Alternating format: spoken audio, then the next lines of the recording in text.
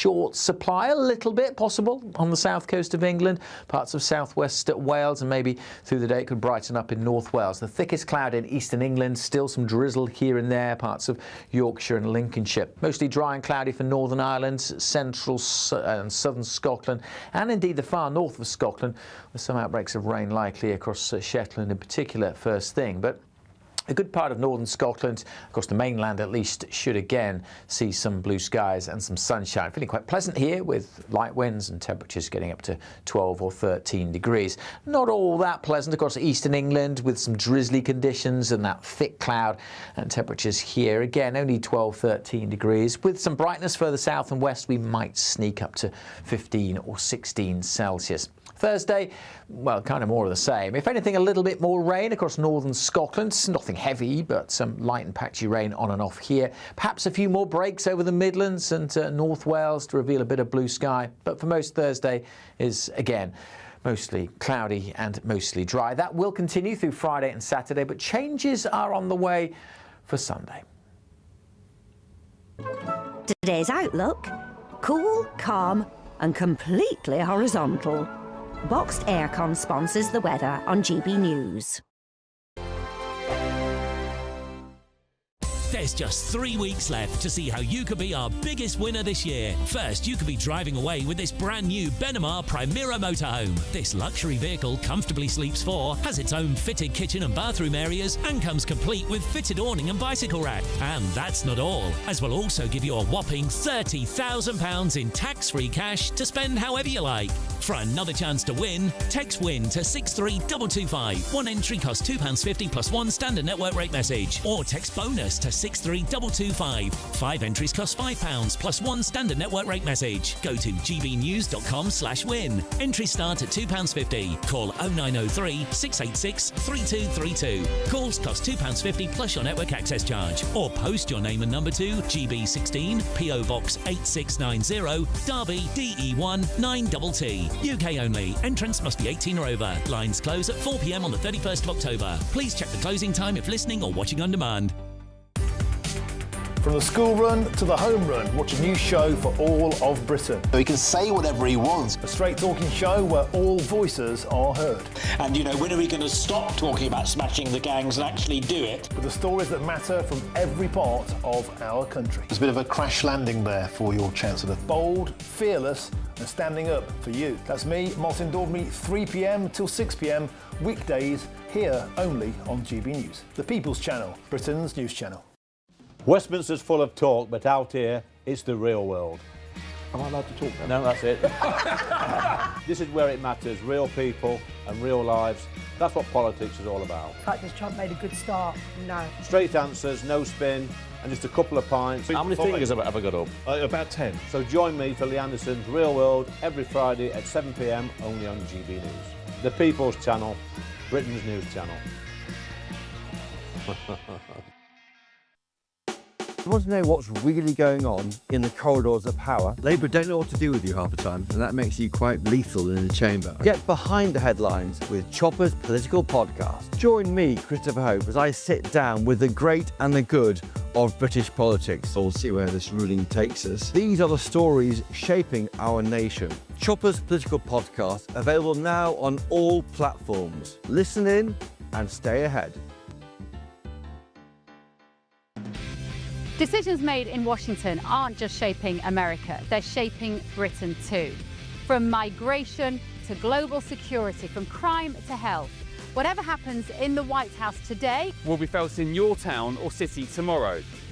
That's why The Late Show is live from Washington, D.C. Cutting through the politics to show you what it all means for Britain.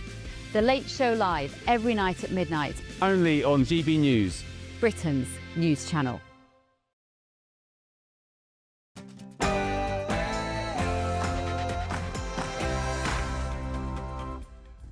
It's 9 p.m. I'm Patrick Christys. Tonight. Hey, hela UK after me folket. Kolla fem båtar after me folket. De vet att Madapata kommer. Illegal migrant Madapata threatened to kill Nigel Farage. Gonna come to England. I gonna pop, mother. Why can't he pop back to Afghanistan on a deportation flight? Also, 4 males carrying a big machete taking the flag down. So I've gone over and said, like, can I have the flag? Like, it's our country's flag. And he was stood there with a big machete in his hand. flag wars. Locals put our flag up, then people tear it down. Also, look at this. Seems a little bit strange. The 2 lads there. I was looking through the fence at children playing in the park, in the school, sorry. I'm going to show you footage of some young Iraqi lads hanging around the local primary school, you know, like they never do. Also, Gaza, Gaza, make us proud, put the Zios in the ground. Gaza, Gaza, make us proud, put the Zios in the ground. well, I'm going to unmask the radical far-left students. How long before they hurt someone? Plus, hello, darkness, my old friend. I've come to talk with you again. New unemployment figures show Rachel Reeves is ruining Britain and... Do my business is none of your business. Well, do my business is none of your business. Kind of is, though, really. Will the ECHR decide that Britain discriminates against trans people? On my panel tonight, we have got GBNews contributor Will Kingston. We've got Labour Party activist Susie Stride and former Tory MP Jonathan Gullis. And what is all this about? OK, can we just normalise this? Yes, I am bold. Get ready, Britain. Here we go.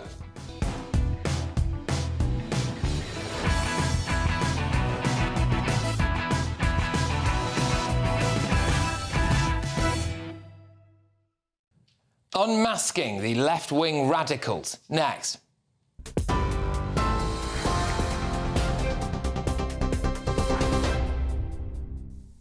Very good evening to you from the newsroom. Back to Patrick shortly. The top stories, though, at 9. Fears mounting tonight that the fragile Gaza peace deal could collapse. That's as delays continue over the return of Israeli hostages' bodies.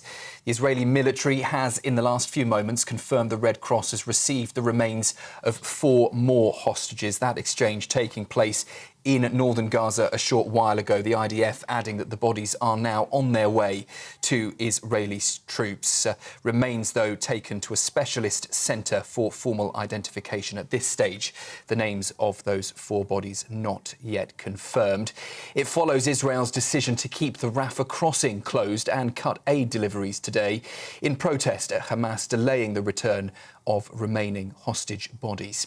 Well, speaking at the White House earlier, Donald Trump warned Hamas to disarm or be disarmed. If they don't disarm, we will disarm them. They know I'm not playing games, okay? Now, we did something monumental. We got the hostages back. That was the first thing we had to do. Above all else, get the hostages back. Now, they misrepresented because we were told they had 26, 24 of dead hostages, if we can use those terms. And it seems as though they don't have that because we're talking about a much lesser number. Meanwhile, tensions are running high in Italy tonight as 10,000 pro-Palestine protesters have flooded the streets ahead of the World Cup qualifier between Italy and Israel.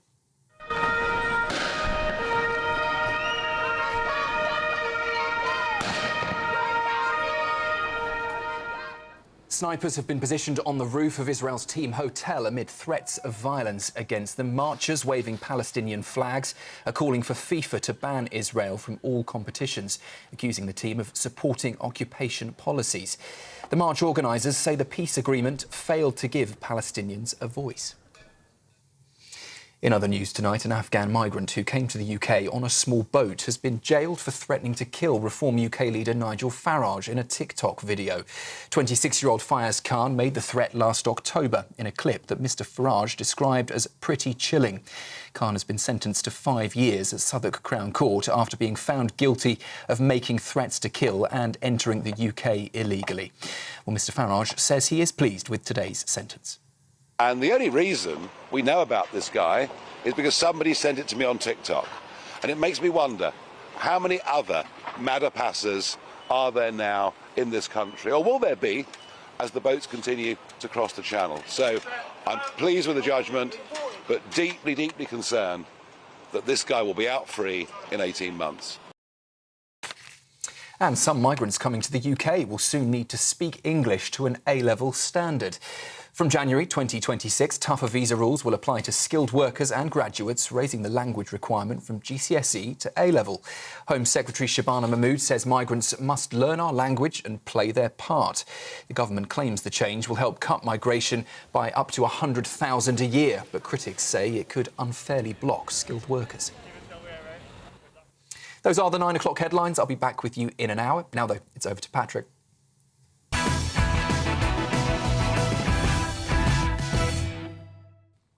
Good evening. We need to talk about radicalised students. Here's a clip of naked anti-Semitism and death threats. Gaza, Gaza, make us proud, put the Zios in the ground. Gaza, Gaza, make us proud, put the Zios in the ground.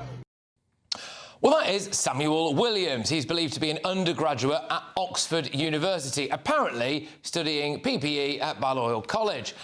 Yes, that's the same university and apparently the same course done by this guy, George Abernoye, the head of the Oxford Union, who celebrated Charlie Kirk being shot to death. He was inexplicably accepted onto one of the most prestigious courses in the world at one of the most prestigious universities in the world with grades of A, B, B.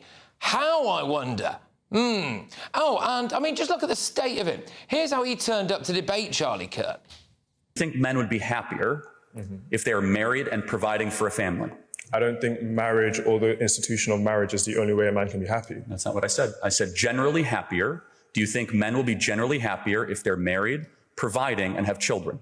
I don't think that's a necessary factor. Socks, sliders, sweatpants, looking like he just rolled out of bed. It's the same university where a pathetic pro-Palestine encampment was allowed to emerge.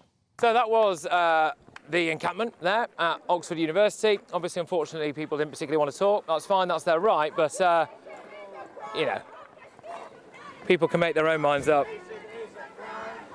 about the kind of people here. We're not touching anyone. There we go, lovely. Has anyone ever told you you might be behaving a bit like a fascist? Everyone's linked arms to try to force us, I think, out. It's a bastion of freedom of speech, Oxford University. Do you think this might be a bit fascist? Is this a little bit fascist? Let's have a closer look at Samuel Williams, who chanted about putting Zios in the ground. So there he is, straight from the mean streets of Tunbridge Wells, posing with fake guns, wearing what appears to be a paramilitary uniform, doing what he thinks are very cool handed. Hang on, keep that on the screen. He smokes, everybody. He smokes cigarettes. He's such a cool, rebellious dude. He's got a little bit of nail varnish as well. Gosh, look at him. He is edgy. And there's a moody-looking post here of him about a dark woke talk as well in one of the pictures that he posted online. I mean, this guy obviously feels he's part of a resistance movement, doesn't he? What is going on at Oxford University? What is going on with the students? Will the university take any action against him? You know, how long before one of these student toy soldiers crosses the line and actually does something radical? Let's get the thoughts of my panel this evening. We've got GBNews contributor Will Kingston. We, of course, have former Conservative MP Jonathan Gullis and Labour activist Susie Stride. Will, I'll start with you. You know, straight out of Tunbridge Wells. I forgot my dark nail polish. I'm sorry, Patrick. Ah, well, that's all right, mate. I mean, look, but seriously, though, I mean, you know, put the Zios in the ground. It's just another example, isn't it, of one of these students who, I mean, there is a Rizzler paper between that and actually doing something pretty violent and radical, I think. Yeah, of course. Well, we talked about this a couple of weeks ago. It provides a permission structure for actual loonies to commit Violence. This is the thing. Young people have always been activists. Young people have always been radical. The difference is that there is this strain of anti-Semitism which has now infected college campuses. And the reason it's infected is because the leadership, the management level, the lecturers, the academics, to be honest, largely agree with them. That is the fundamental problem. The problem isn't that these kids are loonies. Kids are always going to be loonies. The problem is that the ideology at the management level is in line with that. And when people ask you, are we past peak woke? I always say, absolutely not, because the educational institutions have been so infected that people coming out of this for the next 20 years are going to be taking that attitude and putting it into the corporates, the media, politics, you name it. This is such a big problem. It is indeed. I don't know if we might be able to just bring up that kind of collage of pictures that people have brought up with him there. Well, one of them was like a paramilitary uniform that he had on, and there's a couple of other ones there. But Jonathan, as we bring that up, you know, this is, I mean, there are other pictures that we haven't put up there of him appearing to burn the flag of this country and indeed America. You've got him there posing with a fake gun. What's going on here? Well, look, Patrick, I think some people might be able to pass off as book smart, but clearly they're just not actually very smart people. I think he's a deeply unintelligent individual, clearly a very boring individual. I'm sure a dinner party in Tunbridge Wells must be a right snooze fest with his crowd. I mean, it terrified me to even think that these people walk among us, to be perfectly frank. I mean, the reality is that, as Will rightly said, we have an education system, particularly at the university level, that's entrenched in allowing deep-rooted anti-Semitism. The Warwick University, I exposed them, for what they were doing with lecturers towards Jewish students within, when I was a member of Parliament in the Westminster Hall debate. Again, no action taken whatsoever. And despite having these regulators, despite having the Oxford students, lo and behold, we don't see massive fines levied against universities, or indeed, as Donald Trump has rightly done, talked about pulling funding entirely from some universities until they get their campuses in line, because university is meant to be a place of learning, is meant to be a place of hearing all sides of the argument, not having pro-Palestine nonsense pushed down people's throats and somehow radicalising a generation of young people. Yeah, Oxford University is somewhere that most people, I imagine, really would have, at least in the past, have aspired to go to. I mean, it's this incredible institution.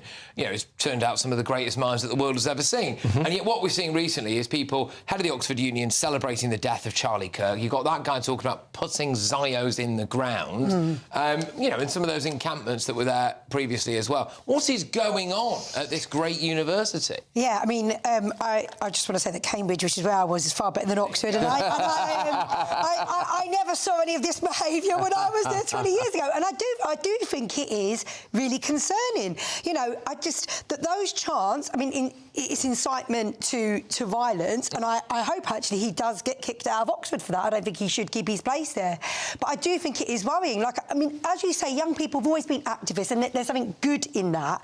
But I think there is something in the atmosphere at the moment which is not acceptable. However, the bit of hope for me is that this peace deal, if it holds, I think that will begin to shift things. I think that will begin to change things. Can I say what's in the atmosphere there, Susie? What's in the atmosphere is, for so long now, the left have said that words are violence. And if you say that words are violence, that gives you the permission to respond to words with actual violence. This is the issue. We need to actually promote debate. And I'm not going to cop the both sidesism. There's problem on the left, there's problem on the right. The left, for too long in this country and the United States, have said that words are violence, and as a result of that, you have loony kids like this who are going out proposing actual violence. It needs to stop. But, you know, the thing is, when something happens in this country, a bit like the Charlie Kirk situation, there were signs, weren't there? There were signs.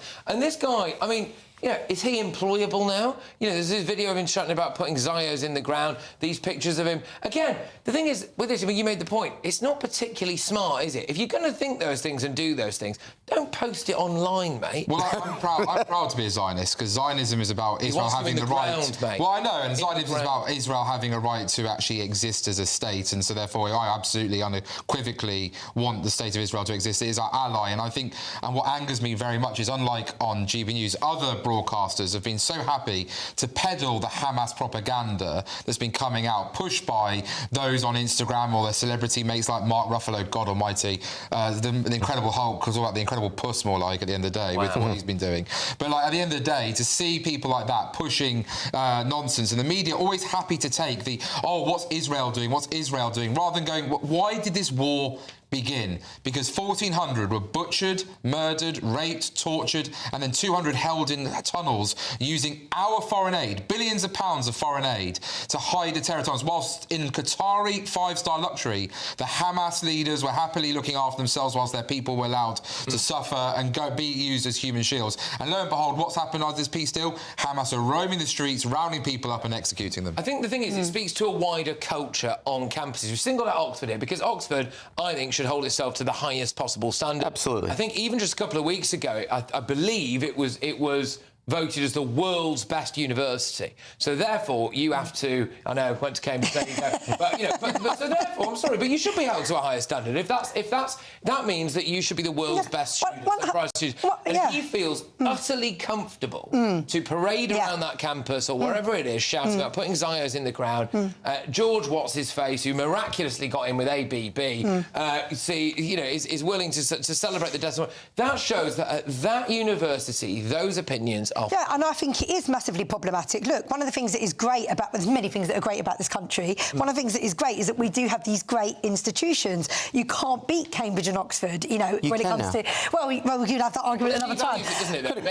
But this, exactly what you're saying, this is very undermining. It's very undermining, not just of us in this country, but actually kind of, in some ways, that globally, because those institutions are respected globally. And I think it is actually not just embarrassing, but it is dangerous. That kind of rhetoric is dangerous. I debated Oxford when I was at Sydney University, and I was terrified. Yeah. When you had to come up and get Oxford University in debating, you were terrified. That guy, the new incoming head of the Oxford Union, has the public speaking skills of about a 14-year-old. Now, why has that happened? It's happened because they have prioritised identity politics over merit.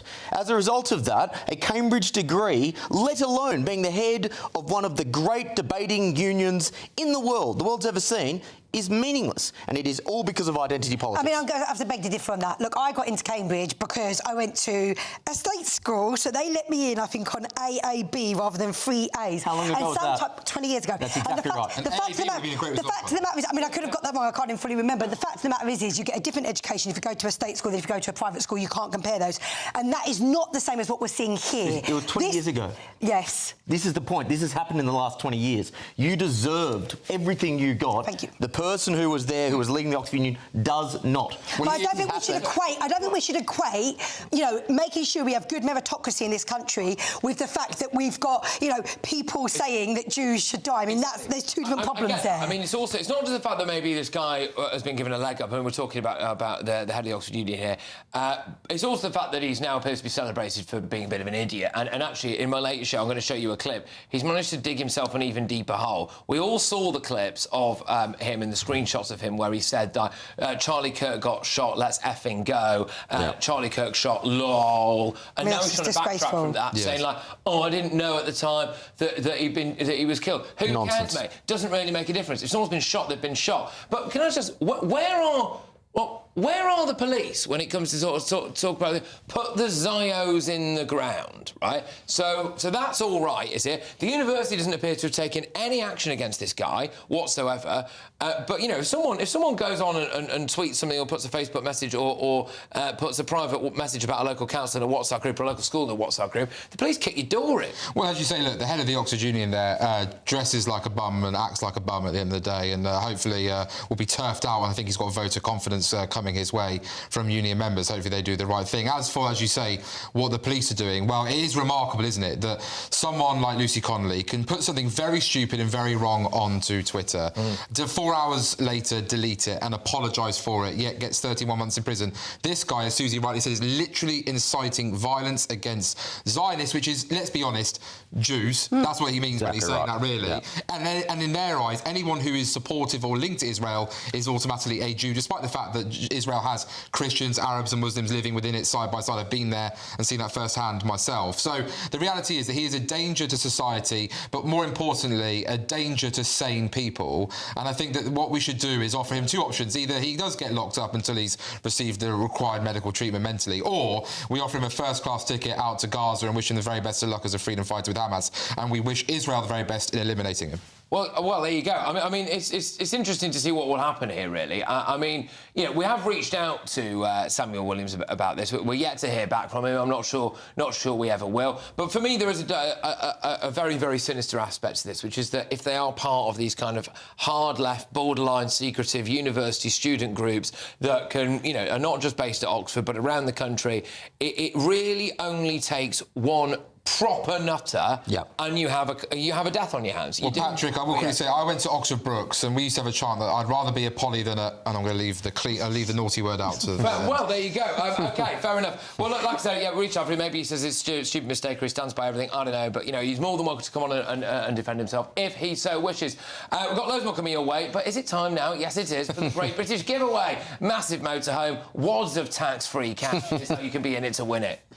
There's just 3 weeks left to see how you could be our biggest winner this year with a prize worth over £104,000. First, you could be driving away with this brand new Benamar Primera motorhome. Worth over £74,000, this luxury vehicle comfortably sleeps 4, has its own fitted kitchen and bathroom areas, and comes complete with fitted awning and bicycle rack. And that's not all, as we'll also give you a whopping £30,000 in tax-free cash to spend however you like. Someone is guaranteed to win our biggest prize to date, so make sure that winner could be you. For another chance to win, text WIN to 63225. One entry costs £2.50 plus one standard network rate message. Or text BONUS to 63225. 5 entries cost £5 plus one standard network rate message. Go to gbnews.com/win. Entries start at £2.50. Call 0903 686 3232. Calls cost £2.50 plus your network access charge. Or post your name and number to GB16 PO Box 8690 Derby DE1 9TT. UK only. Entrants must be 18 or over. Lines close at 4 p.m. on the 31st of October. The winner will be contacted live on GB News, week commencing 10th November. Please check the closing time if listening or watching on demand. Good luck. Yeah, absolutely. Well, look, there you go. Obviously, we wish Samuel Williams all the best. We did reach out to him. And again, I will stress, look, of course, you know, we're not endorsing any kind of violence against anyone of any kind. That's kind of the point of the segment, really. Coming up, 15 French and British migrant charities have teamed up to take the government to court over the one-in, one-out migrant deal with France. Are they obstructing the will of the British people? But before that... Mother! Pop, back to Afghanistan, mate. Yes, that's right. Madha Pastor has been jailed for 5 years for threatening to kill Nigel Farage. Why aren't we deporting him? That's next.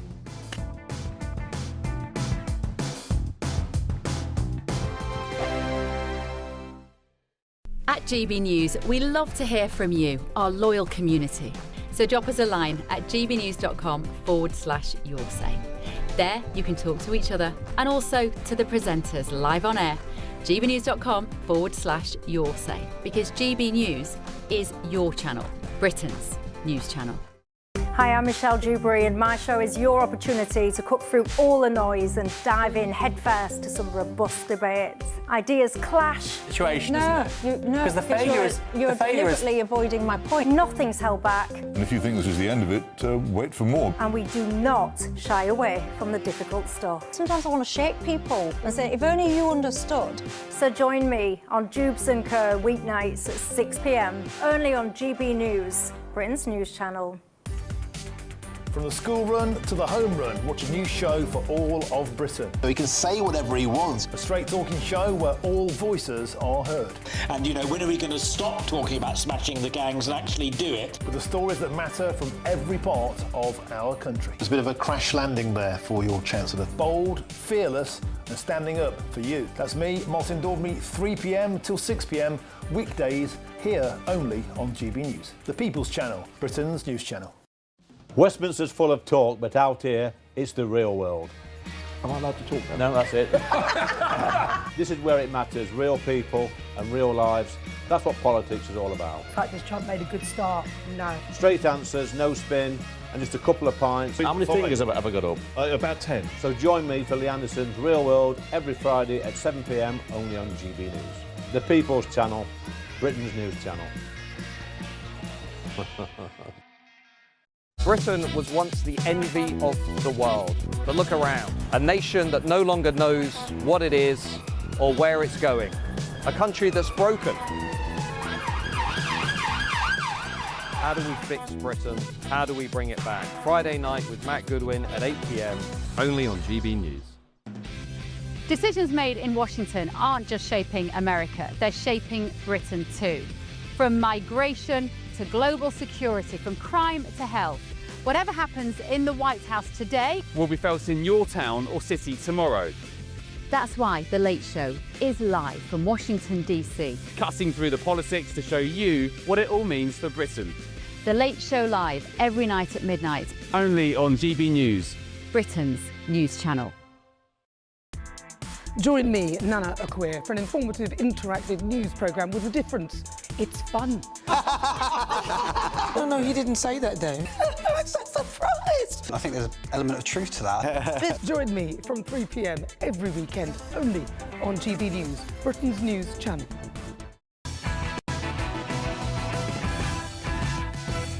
There's a group of 4 males carrying a big machete, taking the flag down. So I've gone over and said, like, can I have the flag? Like, it's our country's flag. And he was stood there with a big machete in his hand. Yes, well, stay tuned for my dispatch from Faversham, which is apparently the epicentre of flag wars, where locals say they've been threatened with machetes simply for flying our country's flag. More on that shortly, but first, should we just deport Madha Passa? Time for the head-to-head.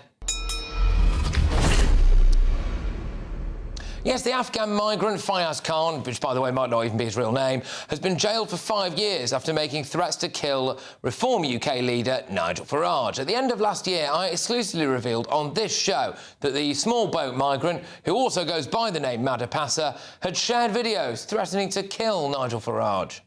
Know me. I gonna come to England. I gonna pop, Mother Passa, man, you know. There's Mother Passa. I know, doctor or engineer. But the court heard that before Khan, or whatever his name is, arrived in the UK, he'd lived in Sweden since 2019, during which time he was convicted of 17 offences on 12 different occasions, including a prison sentence for carrying a knife in public. Speaking outside court today, Nigel Farage said that Khan, or whatever his name is, should never walk the streets of Britain again. The fact is that in 18 months' time, this violent criminal, somebody with 17 convictions in Sweden, in 18 months' time, he will be in this country, living in a house of multiple occupancy or a hotel. He'll be free to walk the streets whilst his asylum claim is being judged. Why? So tonight I'm asking, should we just deport Madha Passa? Going head-to-head on this now, Reform UK leader for Kent County Council, Lyndon Kamkaren, and human rights lawyer, Shoaib Khan. Thank you very, very much. Linda, I'll start with you, if that's all right. Should we just deport Madha Passa? Of course we should. He shouldn't be in this country in the first place. I mean, he came over illegally. We now know he was in Sweden committing all sorts of atrocious crimes. And then he rocks up on our shores, on my shores, here in Kent, because, of course, in Kent, we're on the front line of this absolutely crazy nonsense where hordes and hordes of illegal men, and they are mostly men, I'm afraid, no matter what Labour might try and have us believe, they're rocking up on our shores and coming ashore. And if they're not taken to detention centres, then I'm afraid they're put straight into the heart of our communities. And it's an absolute disaster.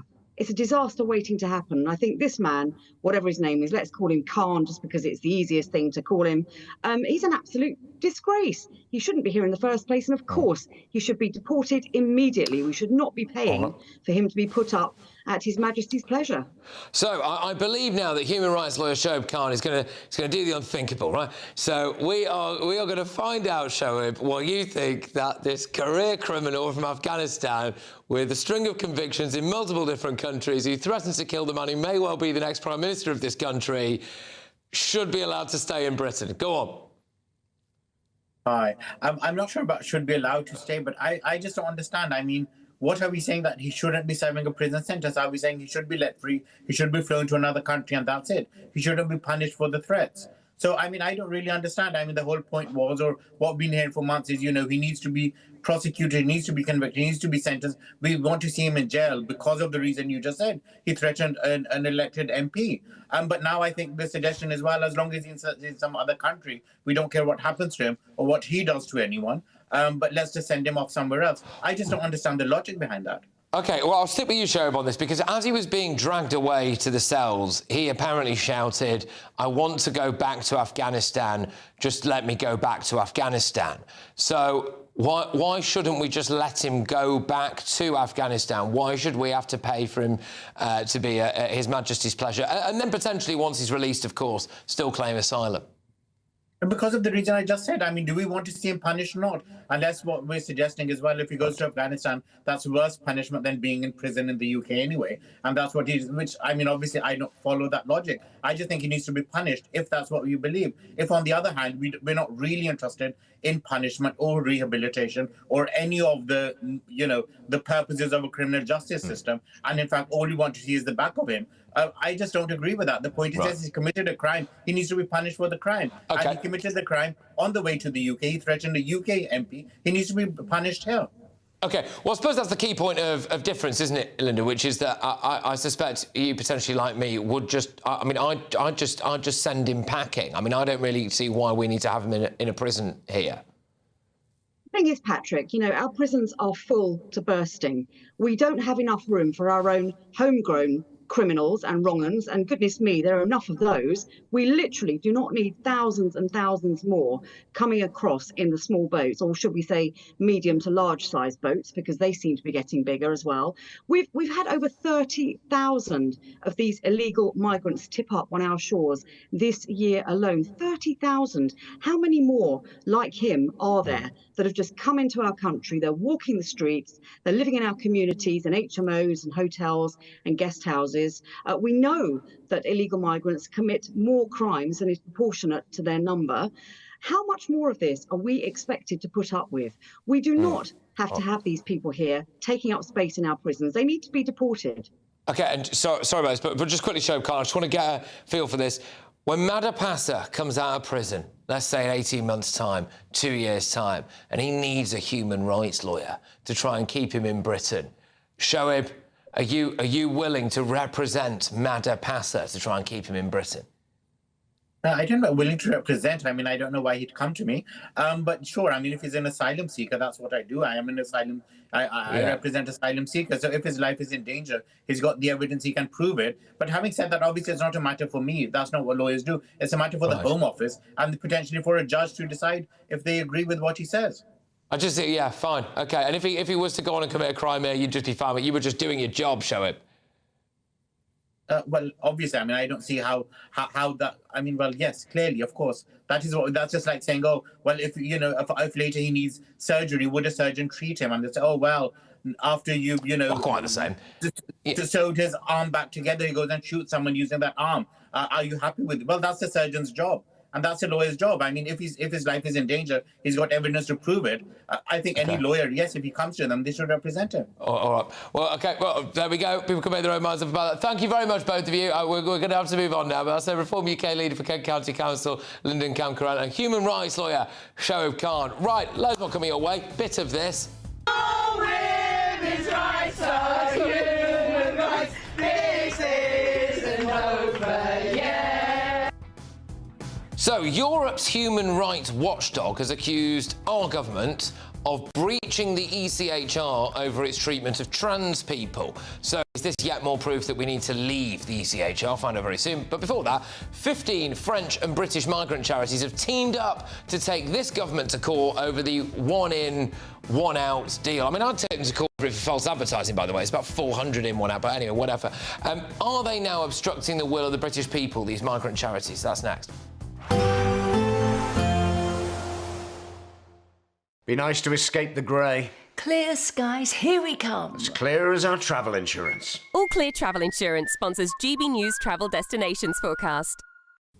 Whilst the UK enjoys some settled, albeit cloudy weather this week, it's going to be increasingly wet on Wednesday in Sardinia and Corsica. Also some patchy rain moving into Madeira, 1 or 2 showers for the Canary Islands, but a lot of fine weather for Iberia at the moment, having seen this low move away. But that's the low bringing some very lively thunderstorms on Wednesday to Sardinia and Corsica, eventually moving through southern Italy into Greece as well, turning things unsettled later this week. All Clear Travel Insurance sponsors GB News Travel Destinations Forecast. Evening. Yes, it's time for your latest weather update from the Met Office here on GB News. Tomorrow, more of the same. Most places will be dry and drab with the winds fairly light, so nothing's moving very quickly. Chunky area of high pressure sitting over the UK, acting like a lid and keeping things mostly cloudy. We've got some breaks in the cloud across parts of Scotland, so here it will turn a bit chilly where we've got the clearest skies through the night. Could also turn a bit misty. Further east, the cloud thick enough at times for a bit of light rain and drizzle to come and go through the nights. The cloud acting as a blanket, keeping the temperatures up at 8 to 10 Celsius for most. But it will be a bit colder in western Scotland where we've got those clearer skies. But again, here, that's where we'll see some sunshine through Wednesday. Elsewhere, sunshine in short supply, a little bit possible on the south coast of England, parts of southwest Wales, and maybe through the day it could brighten up in North Wales. The thickest cloud in eastern England, still some drizzle here and there, parts of Yorkshire and Lincolnshire. Mostly dry and cloudy for Northern Ireland, central and southern Scotland, and indeed the far north of Scotland, with some outbreaks of rain likely across Shetland in particular first thing. But a good part of northern Scotland, across the mainland at least, should again see some blue skies and some sunshine. Feeling quite pleasant here with light winds and temperatures getting up to 12 or 13 degrees. Not all that pleasant across eastern England with some drizzly conditions and that thick cloud, and temperatures here again only 12, 13 degrees. With some brightness further south and west, we might sneak up to 15 or 16 Celsius. Thursday, well, kind of more of the same. If anything, a little bit more rain across northern Scotland. Nothing heavy, but some light and patchy rain on and off here. Perhaps a few more breaks over the Midlands and North Wales to reveal a bit of blue sky. But for most, Thursday is, again, mostly cloudy and mostly dry. That will continue through Friday and Saturday, but changes are on the way for Sunday. In the GB Newsroom, we bring you the news as it happens. With our team of dedicated journalists across the UK, we're ready to keep you up to date with what's happening every half an hour, every single day. Bulletins here on GB News, the People's Channel, Britain's news channel. Join me, Nana Akwe, for an informative, interactive news programme with a difference. It's fun. No, he didn't say that, Dave. I'm so surprised. I think there's an element of truth to that. Join me from 3 p.m. every weekend, only on GB News, Britain's news channel. Britain was once the envy of the world. But look around. A nation that no longer knows what it is or where it's going. A country that's broken. How do we fix Britain? How do we bring it back? Friday night with Matt Goodwin at 8 p.m. Only on GB News. Just seems a little bit strange. The two lads there. I was looking through the fence at children playing in the park, in the school, sorry. Yes, well, earlier I was out and about in Faversham, the epicentre of the flag wars, and locals said that they were terrified to let their kids play out because of undocumented illegal migrants. And then, shock horror, we stumbled upon some, well, foreign-born men from Iraq who happened to be hanging around a local primary school. More on that shortly. But first, 15 French and UK human rights organisations have taken legal action in an attempt to block the government's not one-in, one-out migrant deal with France. Under the deal, the government can deport small boat migrants back to France in return for accepting an equal number of migrants. So far, 26 migrants have been deported from the UK, and France has so far sent a family of 3 asylum seekers, including a young child, to Britain, and of course, just several thousand other people have crossed the Channel. Anyway, I'm joined now by the immigration lawyer, Ivan Sampson. Ivan, thank you very, very much. So look, as much as I disagree with a lot of what this Labour government does, we have to accept that they were elected with a landslide victory. They have chosen to enact a policy that is, you know, kind of legal as far as we're concerned in this country. Anyway, why should migrant charities be allowed to continually challenge this kind of stuff and overturn what is the will of the people in terms of, at its core, a deal that's trying to actually stop the migrant crisis? Because we live in a democracy. That's the reason. Everyone has a right to challenge government policies. And I'm afraid to tell you, Patrick, that this policy is not only morally wrong, but it's legally flawed. And it's legally flawed on both sides of the Channel. The treaty needed ratification by the French government, and it wasn't ratified by the French government. So therefore, until it is, you can't use it. That's on the French side. Is there any kind of agreement that would see us being able to deport people who have entered Britain through irregular means that, like, you'd be all right with? Well, I'm firmly grateful you used the word irregular and not illegal. Thank you for that. Yeah, because I didn't want you to have to correct me on that, then we end up with a huge argument about the fact that they are actually illegally breaking into Britain. Let's carry on, Ivan. Yeah, we have. Look, if you're a failed asylum seeker, you've got no right to be here. Right. And to be removed, tout de suite, using a French expression. But if you are a genuine asylum seeker, you're entitled to enter the country, even across the Channel, perfectly legal. That is what we've signed up to. Now, if you don't like it, I've said this time and time again, if you don't like the law, change the laws. Right, good. But So actually, have we got a point of agreement here? Have we got a point of agreement here that really, if we wanted to get this particular deal, which, by the way, I'm not saying this is a great deal, I actually think it's rubbish, but a deal a bit like this, if we wanted to get this off the ground, we would be better equipped to do that if we were not involved with the ECHR? Look, this deal stinks. Oh, come on, answer the question. No. Let's be quite frank about this. Come on. You're horse trading numbers with some of the most vulnerable people. I get that. You think it's immoral. Look, come on, I get that you think it's immoral. I get that you think this is an immoral deal. Fine, we've crossed that bridge. But just as a straightforward matter of fact, if we wanted this deal to happen and to be enacted, we would be better doing it outside the ECHR. Yeah, we'd be more able to do it. Indeed. Right. You know, today I was looking at a new change in the law in Russia. Okay. And Russia's just come out of the European Ivan, Convention. I'm really sorry. Ivan, I'm so sorry. I'm so sorry. We've got to go to the White House because President Trump is talking now. He's honouring Charlie Kirk with the posthumous Medal of Freedom on what would have been his 32nd birthday. Let's go. The finest quality and the highest caliber, the late, great Charlie Kirk.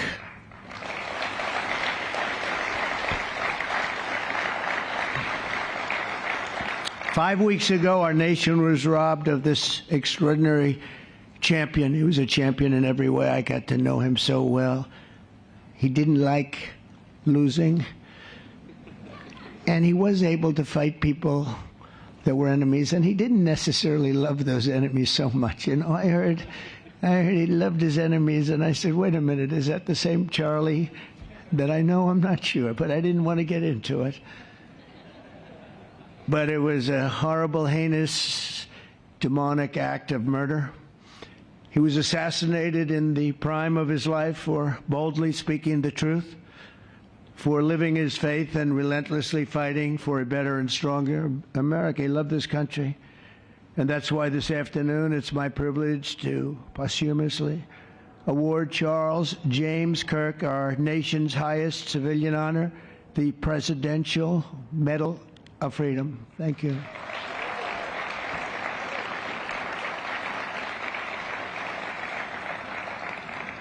As you know, only hours ago I returned from a very historic trip to secure peace in the Middle East. People said that couldn't be done. Charlie felt it could be done.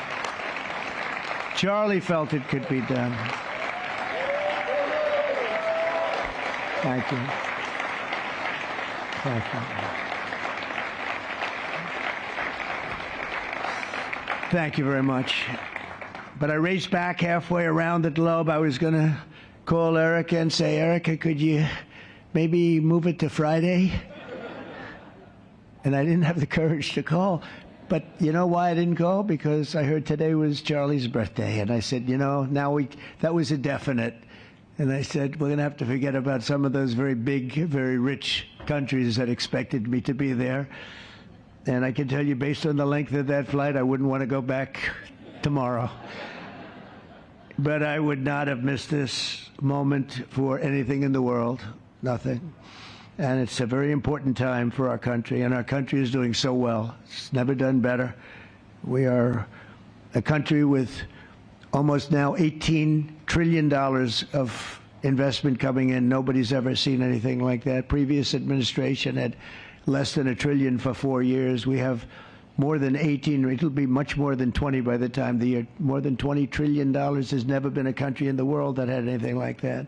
What's happened to our country is incredible in a short period of time. Charlie was a big person for, sir, could we close up those borders, please, a little bit? You know, they're really leaking badly. I said, Charlie, I haven't gotten there yet. But, you know, it came out the last 4 months. Literally nobody was allowed into our country. And the only people that were allowed in were people that came in legally. The borders are absolutely stone cold closed. And they reported 0, 0, 0, and 0, so that's pretty good. But he was a big believer. He wanted people in the country more than I did, frankly. He wanted them to come in legally, and he got his wish. October 14th is Charlie's birthday, and he should have been turning 32 years old. I tell you, when I first met him, he was like 22, and I said, boy, he's awfully young, but I thought he was older than that, you know. He looked a little bit older than his age. That's okay, you know. That's not good when you're old, but when you're young, it's great. He had the best of all things, but he was special. But instead, Charlie is attaining a far more important milestone. We're entering his name forever into the eternal roster of true American heroes. He's a true American hero, an amazing person, way, way beyond his years. And I'm honored to be joined by a woman who has endured unspeakable hardship with unbelievable strength, and that's Charlie's widow, Erica. And I just want to thank you, Erica. He loved you so much. I was with him. Good, please. Thank you, darling. Thank you. I was with him before I met Erica, and he told me he was going to get married. He said, you won't believe how beautiful she is. I said, well, then now that I meet her, he's right. But then he also said, and you know what? She's like the smartest person I know. See, they do go together on occasion. Not often. Not often. But on occasion they go together.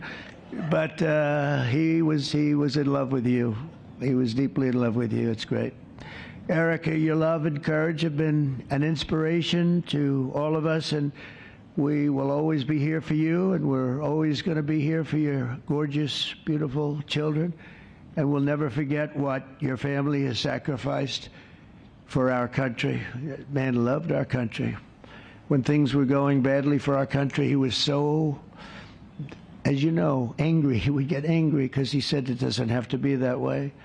We're also pleased to be joined by an incredible group of Charlie's friends, very powerful friends, actually, and some not so powerful, and they're actually better people, okay? I know them all. They're the less powerful ones. I have to tell you that, all of you power guys down here. The best ones in the group are the ones that are less successful, but that happens too. No, they're all great, and they're here. And let's start with Erica's father. Where is Erica's father? Where are you? Where are you, Dad? Oh, look at him. Wow. I want to get a hat like that, too. I like that. OK, so that is President Trump at the White House there. Now, he is going to posthumously award Charlie Kirk with the Presidential Medal of Freedom, and he's going to give that to Charlie's widow, Erica. We will take that back live when the actual awarding of that honour happens. But let's just drag it a little bit back close to us, because basically there is a massive hoo-ha about how we treat trans people in the UK, and apparently we could be breaching the ECHR, our old friend again. The Council of Europe has written to the Home Secretary claiming that trans guidance introduced in the wake of the Supreme Court ruling in April may be in breach of the convention. It's the clearest sign yet that European courts could end up intervening in the trans debate right here in the UK. The watchdog also warned that the government's bans on Palestine action and face mask protests also risk breaching the ECHR. Great. The Home Secretary Shabana Mahmood has already promised to reform the convention, but will it go far enough? Well, I'm joined now by senior researcher on nationhood at the Prosperity Institute, Guy Dampier. Also, I will say the Prosperity Institute is owned by the Legaton Group, and the group is also one of the lead investors in the holding company of GBNews. Guy, thank you very much. Right, OK, so are we about to be told by some random continental Europeans that we are treating trans people in this country unfairly? That is pretty much the long and short of it, Brilliant. yes. I'm afraid, basically, we are signed up members of the European Convention on Human Rights. That does give them some power, and because of decisions that have been made over the years, the judgments that are made by the court are binding. So the Council itself saying that we're in breach doesn't mean that we have to change, but it does mean that there could be a judgment in future and that we could potentially lose that judgment, and then we would be forced to change what we're doing. It's just two stories back to back, isn't it? That firstly, we have to allow basically everyone from Afghanistan into the country because the ECHR says so, and the migrant charities aren't happy. And now we have to allow blokes in women's toilets. Absolutely, and it's a nonsense, because you can look at, for example, the trans case. Britain has its own human rights laws. This went through all the proper channels. They came to a conclusion, and now the Council of Europe is threatening to try and get the whole thing overturned. So it doesn't really matter what we do internally. These people still think that they have the right, well, to some degree they legally do have the right because we let them have the right, to tell us what to do. And that's what they're going to do, unless we actually simply say the convention does not work for us. You know, it's not democratically accountable. We have no control over these people. There's no recourse, and we're going to leave. But until that point, we have to suck it up. Yeah, quite. I mean, where could that end, though? Seriously. I mean, like, if we said that, you know, we wanted to continue with a ban on puberty blockers for children, and the ECHR said, no, children should be allowed to have their genitals mutilated, we just have to go along with that, would we? Well, that would be the argument that that is what constitutes human rights. It is ludicrous, but that's the situation we find ourselves in. Yeah, it's remarkable. Now, I noticed with some interest that some other European countries are apparently saying that they would also be open to reforming the ECHR. Is that going to be enough, or have we been here before and actually the only way is a clean break? Well, it's a lovely suggestion, and I hope it succeeds, but I don't have a great deal of faith in it. We had quite a lengthy process in the 2010s where Britain had the presidency of the Council of Europe, and we tried quite hard to get reforms through. And they did do some minor things, and there have been some other reforms here and there, but none of them have really changed the game. So I think it's very unlikely that the Council and the Court itself wants to change. And in order to actually force change on them, you need to get all the signatory states to agree. And getting all 47 to agree is going to be extremely difficult. There appears to be a blindingly obvious fact here, for me, Guy, anyway, which is that if you look at these two examples, the first one to do with illegal immigration and how we can't deport anyone, really, and then this one about the fact that they think kind of gender doesn't exist. I would argue that these are two quite extreme left-wing positions, but they are extreme left-wing positions that appear to be held by the ECHR. So are we ruled over by an extreme left-wing legal organisation? Well, we are definitely ruled over by an organisation that has an interpretation of human rights that I think the ordinary man on the street would find difficult to accept. I mean, something like trans people in toilets, it seems fairly obvious to me that it's a breach of human rights for women that you can put men in dresses into their toilets, especially as we know there have been lots of cases where these people have gone into the toilets and then they've tried to sexually harass or assault women in those toilets. Nonetheless, what they will do is they will follow the law as they've laid it out. And so within their own mindset, they think that what they're doing is extremely normal and sensible, which again, I'm afraid, is why you do actually have to leave, because that is the thinking within the court. Yeah, I mean, it's for me anyway. I think it's just becoming like pretty obvious that I think we're going to have to leave. I don't see how we can't. But Guy, thank you very much. That is, of course, Guy Dampier there, who is, I will say, the senior researcher at Nationhood at the Prosperity Institute. Thank you very, very much. Right, so coming up. My daughter, she gets scared to come up to the park anymore. She can't play up here no more. Now, I went to the epicentre of Britain's flag wars, where locals said that they were very worried about young foreign men hanging outside a local primary school. I then found some young foreign men hanging around outside a primary school. Stay tuned. Expect warm spells with the odd rude interruption. Box Boilers sponsors the weather on GB News. Evening. Yes, it's time for your latest weather update from the Met Office here on GB News. Tomorrow, more of the same. Most places will be dry and drab with the winds fairly light, so nothing's moving very quickly. Chunky area of high pressure sitting over the UK, acting like a lid and keeping things mostly cloudy. We've got some breaks in the cloud across parts of Scotland, so here it will turn a bit chilly where we've got the clearest skies through the night. Could also turn a bit misty. Further east, the cloud thick enough at times for a bit of light rain and drizzle to come and go through the nights. The cloud acting as a blanket, keeping the temperatures up at 8 to 10 Celsius for most. But it will be a bit colder in western Scotland where we've got those clearer skies. But again, here, that's where we'll see some sunshine through Wednesday. Elsewhere, sunshine in short supply, a little bit possible on the south coast of England, parts of southwest Wales, and maybe through the day it could brighten up in North Wales. The thickest cloud in eastern England, still some drizzle here and there, parts of Yorkshire and Lincolnshire. Mostly dry and cloudy for Northern Ireland, central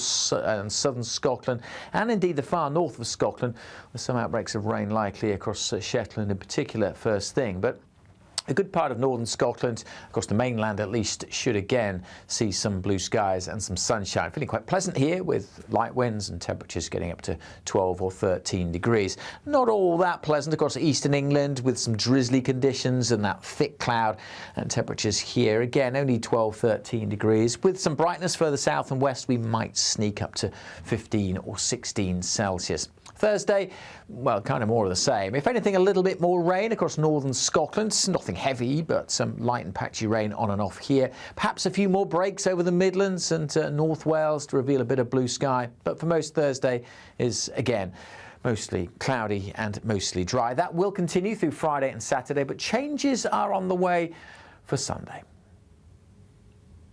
Expect warm spells with the odd rude interruption. Box Boilers sponsors the weather on GB News. There's just 3 weeks left to see how you could be our biggest winner this year. First, you could be driving away with this brand new Benamar Primera motorhome. This luxury vehicle comfortably sleeps 4, has its own fitted kitchen and bathroom areas, and comes complete with fitted awning and bicycle rack. And that's not all, as we'll also give you a whopping £30,000 in tax-free cash to spend however you like. For another chance to win, text WIN to 63225. One entry costs £2.50 plus one standard network rate message. Or text BONUS to 63225. 5 entries cost £5 plus one standard network rate message. Go to gbnews.com/win. Entries start at £2.50. Call 0903 686 3232. Calls cost £2.50 plus your network access charge. Or post your name and number to GB16 PO Box 8690 Derby DE1 9TT. UK only. Entrance must be 18 or over. Lines close at 4 p.m. on the 31st of October. Please check the closing time if listening or watching on demand.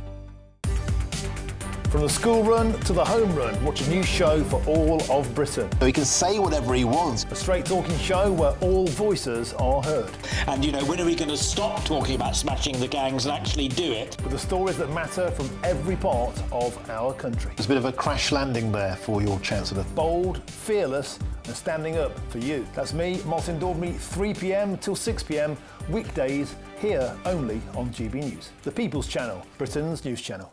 At GB News, we love to hear from you, our loyal community. So drop us a line at gbnews.com/yoursay. There you can talk to each other and also to the presenters live on air. gbnews.com/yoursay, because GB News is your channel, Britain's news channel. Decisions made in Washington aren't just shaping America, they're shaping Britain too. From migration to global security, from crime to health. Whatever happens in the White House today will be felt in your town or city tomorrow. That's why The Late Show is live from Washington, D.C. Cutting through the politics to show you what it all means for Britain. The Late Show live every night at midnight. Only on GB News, Britain's news channel. In the GB newsroom, we bring you the news as it happens. With our team of dedicated journalists across the UK, we're ready to keep you up to date with what's happening every half an hour, every single day. Bulletins here on GB News, the People's Channel, Britain's news channel. Britain was once the envy of the world. But look around. A nation that no longer knows what it is or where it's going. A country that's broken. How do we fix Britain? How do we bring it back? Friday night with Matt Goodwin at 8 p.m. only on GB News.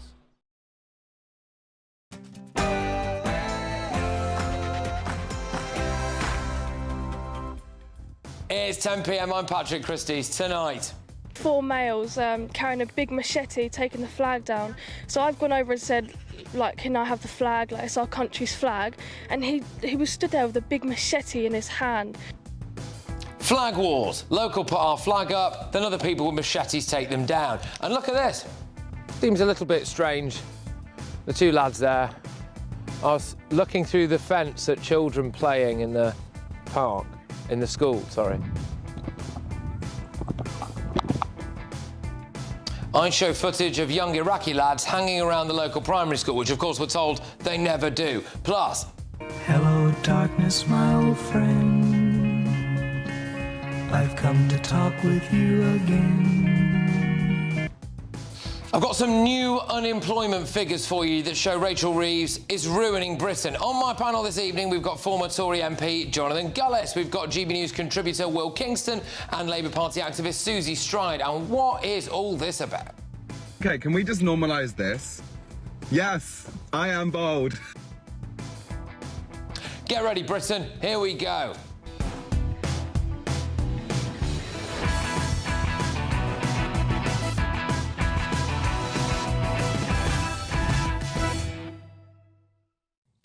Young foreign men hanging around the school gates. Next.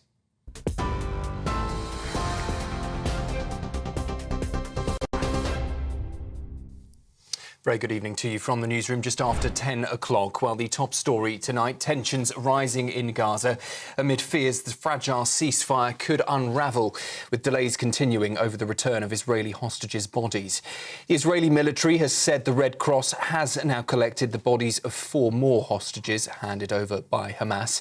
But it comes as Israel keeps the Rafah crossing closed and is restricting aid entering Gaza, accusing Hamas of dragging its feet over the return of 24 bodies still unaccounted for. Well, speaking at the White House earlier, Donald Trump warned the group to disarm or be disarmed. If they don't disarm, we will disarm them. They know I'm not playing games, okay? Now, we did something monumental. We got the hostages back. That was the first thing we had to do, above all else. Get the hostages back. Now, they misrepresented because we were told they had 26, 24 of dead hostages, if we can use those terms. And it seems as though they don't have that because we're talking about a much lesser number. Security, meanwhile, is tight in Italy as around 10,000 pro-Palestine demonstrators have taken to the streets before the World Cup qualifier between Italy and Israel.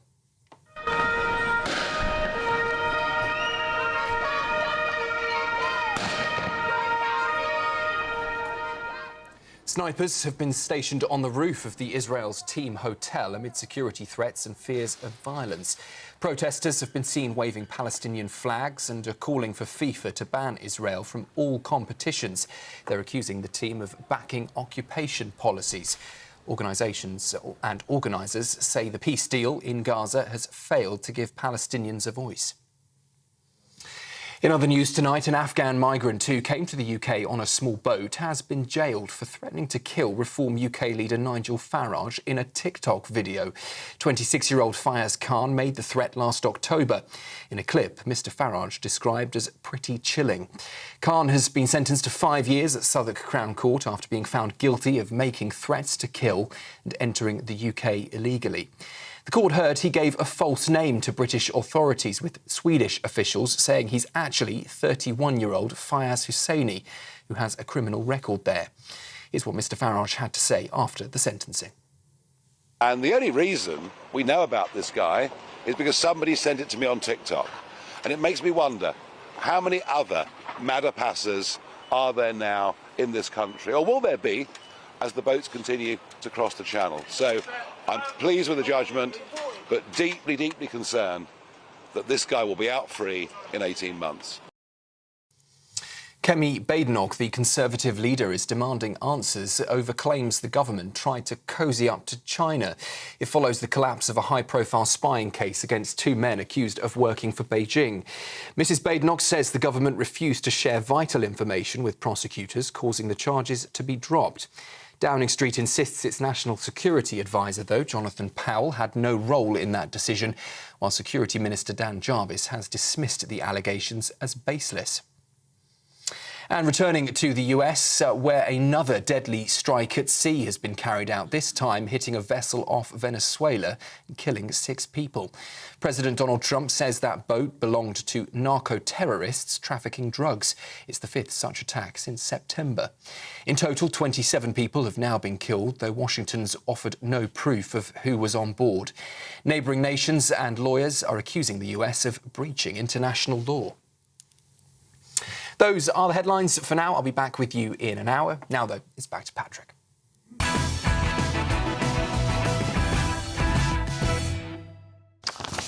Good evening. Today, I went to the epicentre of Britain's flag war. It's a town called Faversham in Kent, where locals have been putting up this country's flag. But the flags are being torn down.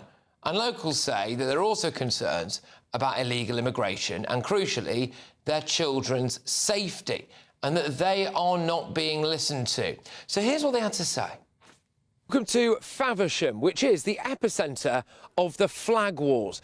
Just over my shoulder here, you will see a desecrated St George's Cross. Now, what's happening is that locals have been coming out, putting up the flags of our great country on lampposts and various other places, and then in the dead of night, other people have been coming to take them down. For me, the flags, it unifies everything together, right? So we don't need to be flying these Palestine flags. We don't need to be flying the rainbow flags, because we have our country, which is all of us together. So what's getting me is I'm just so confused why people don't like the flag and why people are getting offended by the flag and why they are calling the flag racist. I don't think any of their counter-arguments have any grounds.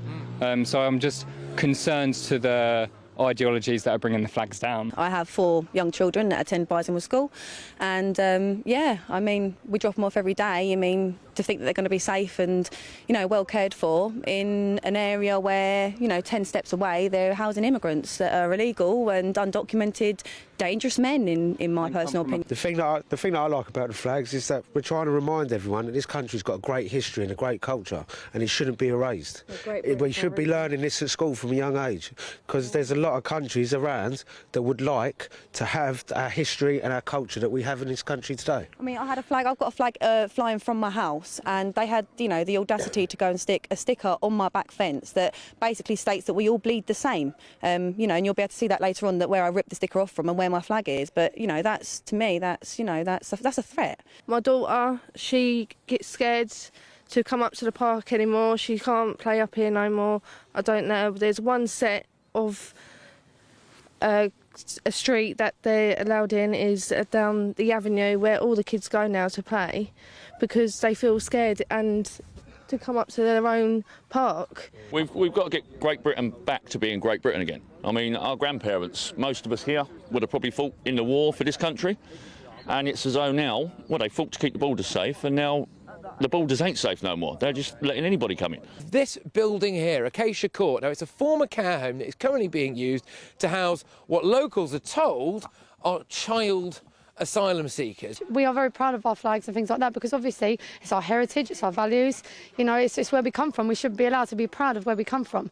And also, you know, flying all the flags like we have been, it's bringing communities together, it's bringing people together, and they're starting to remember again who we are and why we should be proud of this country. The Union flag has been used as a weapon against the far right or whatever by left-wing groups and hate groups, and that's a disgrace. They're trying to divide and conquer our nation.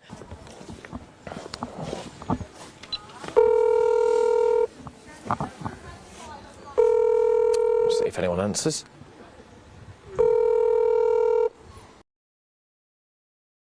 OK, so let's just have a little look at why some of those locals are worried and why they feel part of the need to just reinstate the fact that, you know, we're British, we're in Britain, here's our flag. This is how close that illegal migrant centre is to the local primary school. Have you got kids at this school? You've got 2 children in this school? One's 10 and one's 7. OK, and are you scared about this being here, given the proximity to that school? Yeah. And hang on a minute, is that the school right there? That is the school there. Let's have a look. But the thing is, we found out also as well that planning permission has now been granted for that one to be opened up into another centre. So they're going to have 2 centres within a stone's throw away from the school. This is the school here. And that's the back of it here. So all that separates the asylum accommodation and the school is this short footpath. For one, I've got screenshots from the KCC's messages that most of these come here by a small dinghy with no documentation. Now, they go by, they're alleged 16, 17 years old. Well, what I'm looking at there is men clearly in their 20s, possibly 30 years old, with face hair, with cigarettes in their hands, and this is how they sit about on the estate, and this is what's caused absolute destruction of the community around here. Now, there is some what do look 80, 90 years old, but there is many what look like this, and the vast majority of them look exactly like this. I can go back a little step here. I've been arrested for this, for saying that we don't want this here. They're bringing their third world mannerism here, and at the end of the day, we can't tolerate this, right? I got arrested for that, and I did get released without charge on a podcast. Was that because you say that on a Facebook post or something? Yes, I said that out there, said that, listen, we've got to get petitions going. Some girls, they was having their photographs taken by these non-English speaking men, touching them, asking them to go and do sexual activities. They're underage girls, and these are quite older men. Yeah, that's a place, that's a fun fair where kids go to have fun, and I don't want to go out in the dark anymore. I don't feel safe. You just sort of have to keep your eye everywhere because you don't know what's going to happen next. The amount of rapes you hear about nowadays, and you don't know what's going to happen, especially being a young female. It's uncomfortable. Yeah. But you've actually seen people who've been coming to take some of these flags down, and you know it's a very interesting thing about them. Go on. Yeah, there was a group of 4 males carrying a big machete, taking the flag down. So I've gone over and said, like, can I have the flag? Like, it's our country's flag. And he was stood there with a big machete in his hand, and that was an English person.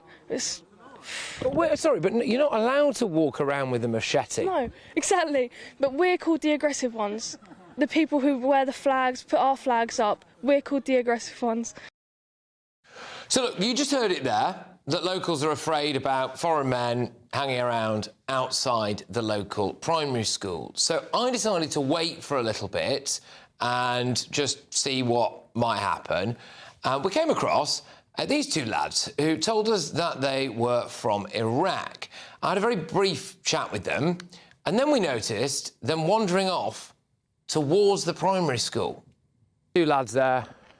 I was looking through the fence at children playing in the park, in the school, sorry.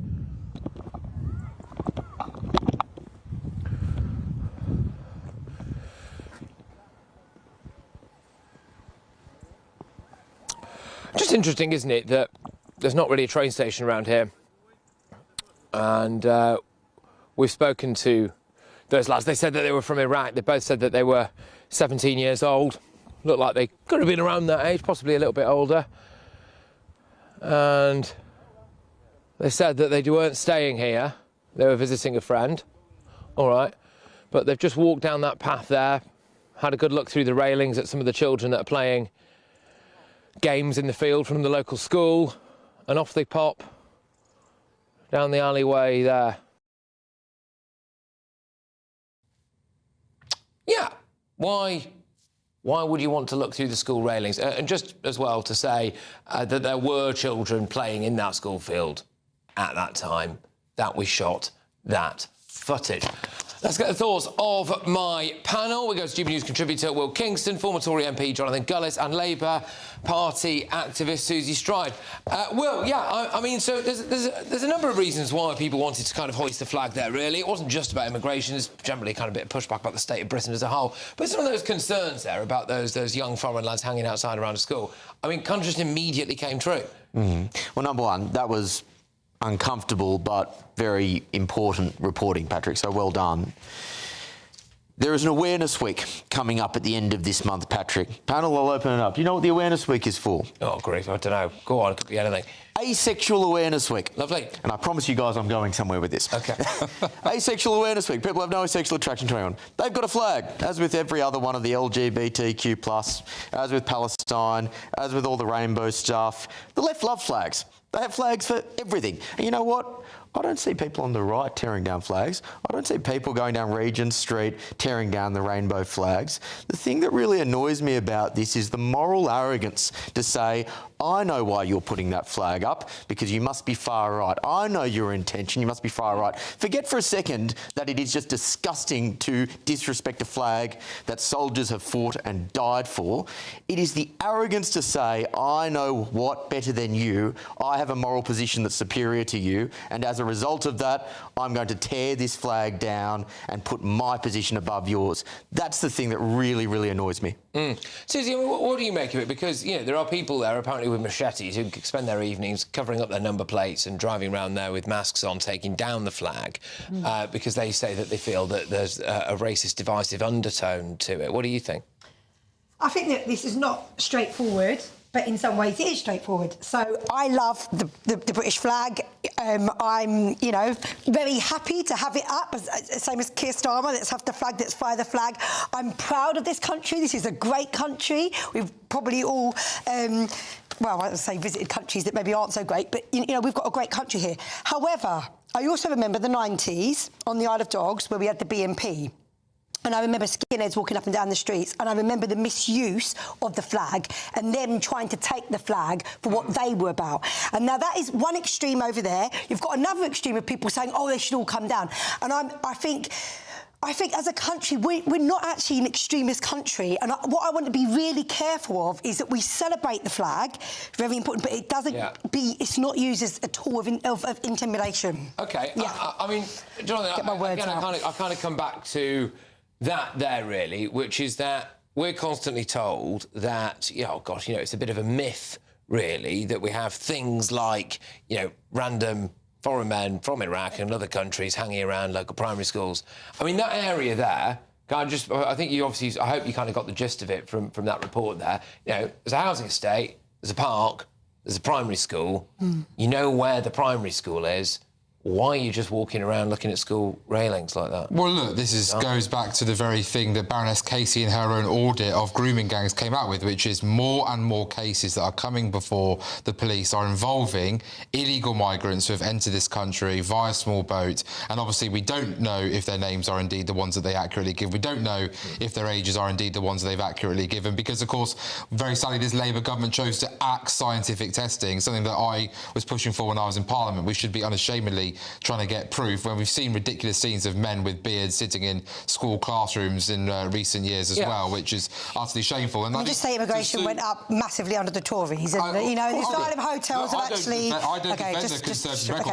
I'm absolutely appalled and ashamed at how poor the Conservatives were on this issue. I think, well, to Susie's point, when she goes about the BNP, the flag, I get angry about that because no one owns the flag. The flag 100%. Is the flag of this nation, and so just because a few mindless morons might try and somehow hijack it for their own agenda doesn't mean that it should be represented by everyone else. I just want to make another point as well, which is that for people to say that, like, the local area and local law enforcement, aren't aware of any problems there, they are, because when the school run took place, which it did, which obviously we didn't film for the pretty blindingly obvious reason, you don't film kids leaving school, do you? 2 police officers turned up. So 2 police officers turned up, parked at the asylum accommodation, walked down from the asylum accommodation and stood guard of the kids leaving the school. So that's not normal, is it? So if there wasn't an issue there, why do you do that? You know what that tells me? It tells me we haven't learned the lesson from the rape gangs. Yeah.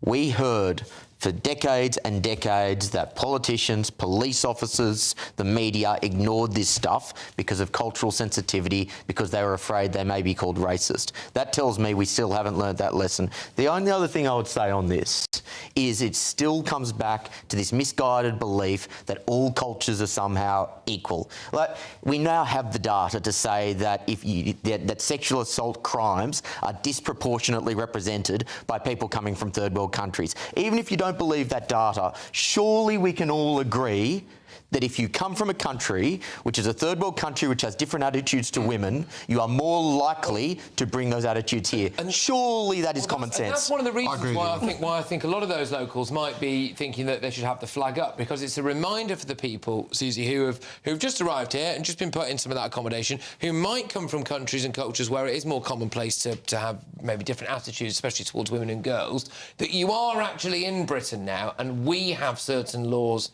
norms and values. Yeah, look, like I've already said, I've got no problem with people flying the flag. I like it. I love this country. I think we live in a great country. We're very privileged to live in this country. But also part of what makes us great as a country is actually we're a fairly peaceful country. And what I don't want, hear what I'm saying. I don't know if you guys remember, you probably didn't come to the Isle of Dogs in the 90s, but I remember it as a kid. I remember what it felt like, even as a white person, with that level of intimidation. And I don't ever want us going back there. So what I'm saying is the extremes are not good. You don't want the extremes. What did you think when you saw the... I don't know if we might be able to play it as what we call VOV, the lads there that were walking towards the school gates, etc. What was your initial thought when you kind of... Oh no, you just saw the 2 boys going to... Oh yeah, obviously that. I mean, that's very problematic. 100%. 100%. But we're talking about 2 different things here. No, but it comes back to the issue, Patrick. I mean, it's hard to know, obviously, whether they're just walking past, whatever. But again, if it was my kid going to that school, I think it's fair enough for parents to have concerns. Yeah, and do you worry that we've maybe slightly imported a bit of this? Like, I mean, they are. I mean, we're literally having their sense of space. So I think this is the reason why. Look, and I've said this time and time again on this programme on GB News, we need to have controlled immigration. This is the reason why Keir Starmer and Yvette Cooper are saying the hotels that the Tories opened, we want to close them. We want to deal with the immigration that went up under them. I mean, I would remind Susie that hotel use has actually gone up under Labour by 8%, so there's over 30,000. But it's the 14 years of Tories. The Labour Council in Stoke-on-Trent campaigned against me trying to get the North Stafford hotel. By the time of the end of this election, those numbers are going to come down. We all agree those numbers need to come down. Let's get back to the critical point here. Yes, Will is absolutely correct. We have got people, particularly young men,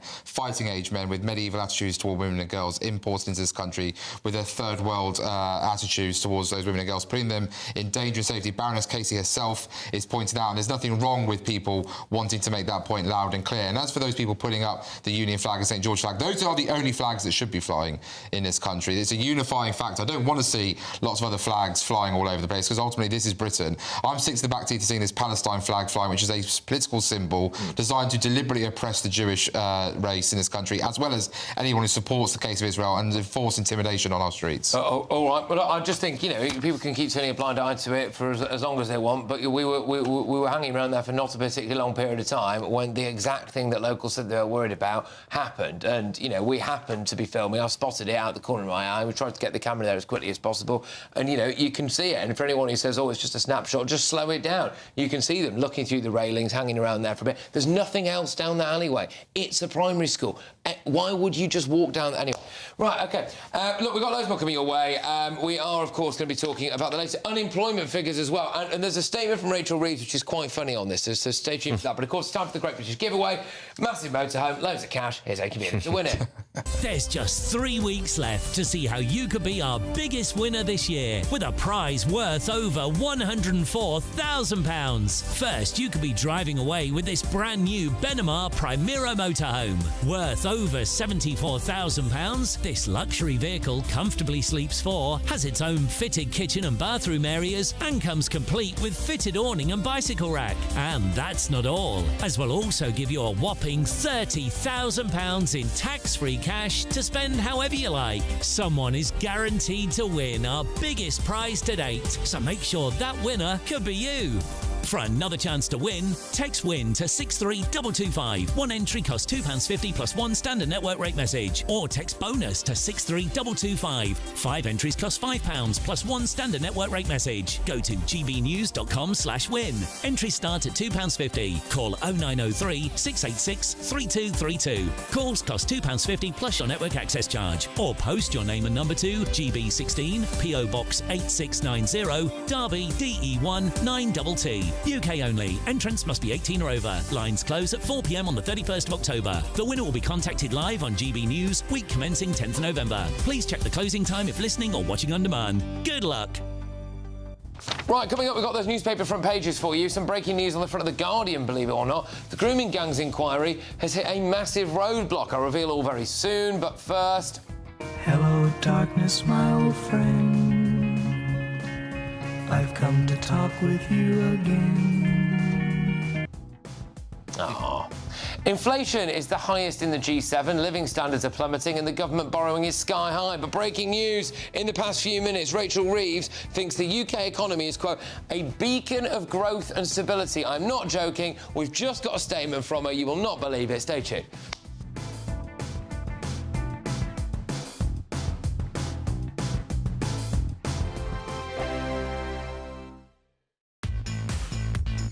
Five hosts, 5 opinions, 5 fearless debates, 5 unfiltered takes on the day's news. 5 reasons not to be anywhere else on Saturday night.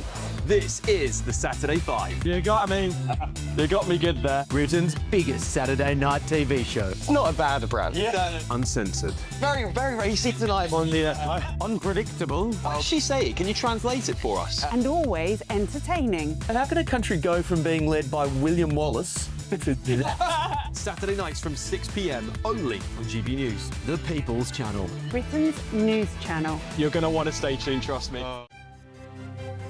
GB News Breakfast, every day from 6 a.m. 2 guests we're very happy to see all the time, Patrick Christys and Emily Carver, husband and wife, and their new little product, little baby George. Peter Alexander. Close enough. Close enough. We won't quibble about the order. Yeah, this is baby George. Congratulations, the two of you. Congratulations. Thank you. Thank you. And what sort of birth was it, Emily? The traditional way. Was it easy? I was induced a little bit early because they were worried that maybe he was measuring a little small, so they wanted to get him out, which did mean that it was very, very painful indeed. But I did finally get an epidural towards the end. How much did you weigh? Sorry, I was going to say. 6.5 pounds. Yeah, so a little one. Honestly, I was in awe of Emily. She basically did all of it on 2 paracetamol until right at the end. Yeah. It's incredible. Yeah, but that wasn't because I wanted to. That's because the epidural took a while to arrive. Yeah, it was incredible. I mean, to watch and just to be there, really. I felt very sorry for you, obviously, but, you know, it was... But the staff were amazing. I had 3 midwives all sort of cheering me on. Push, push, push. Oh. And you? And, of course, him. I was just, and my mother. I was supervising. You were supervising. I was supervising. So how have you two taken to being parents? I mean, there you were leading this life, you know, and then little George comes along. Have you taken to it easily, or have you surprised yourselves, or...? I think we've been quite natural with it. Yeah. Yeah, I think so. I mean, it's still... I mean, as natural as you can be. I mean, not to toot our own horns, but I think it's going pretty well. GB News, the People's Channel. Britain was once the envy of the world. But look around. A nation that no longer knows what it is or where it's going. A country that's broken. How do we fix Britain? How do we bring it back? Friday night with Matt Goodwin at 8 p.m. only on GB News.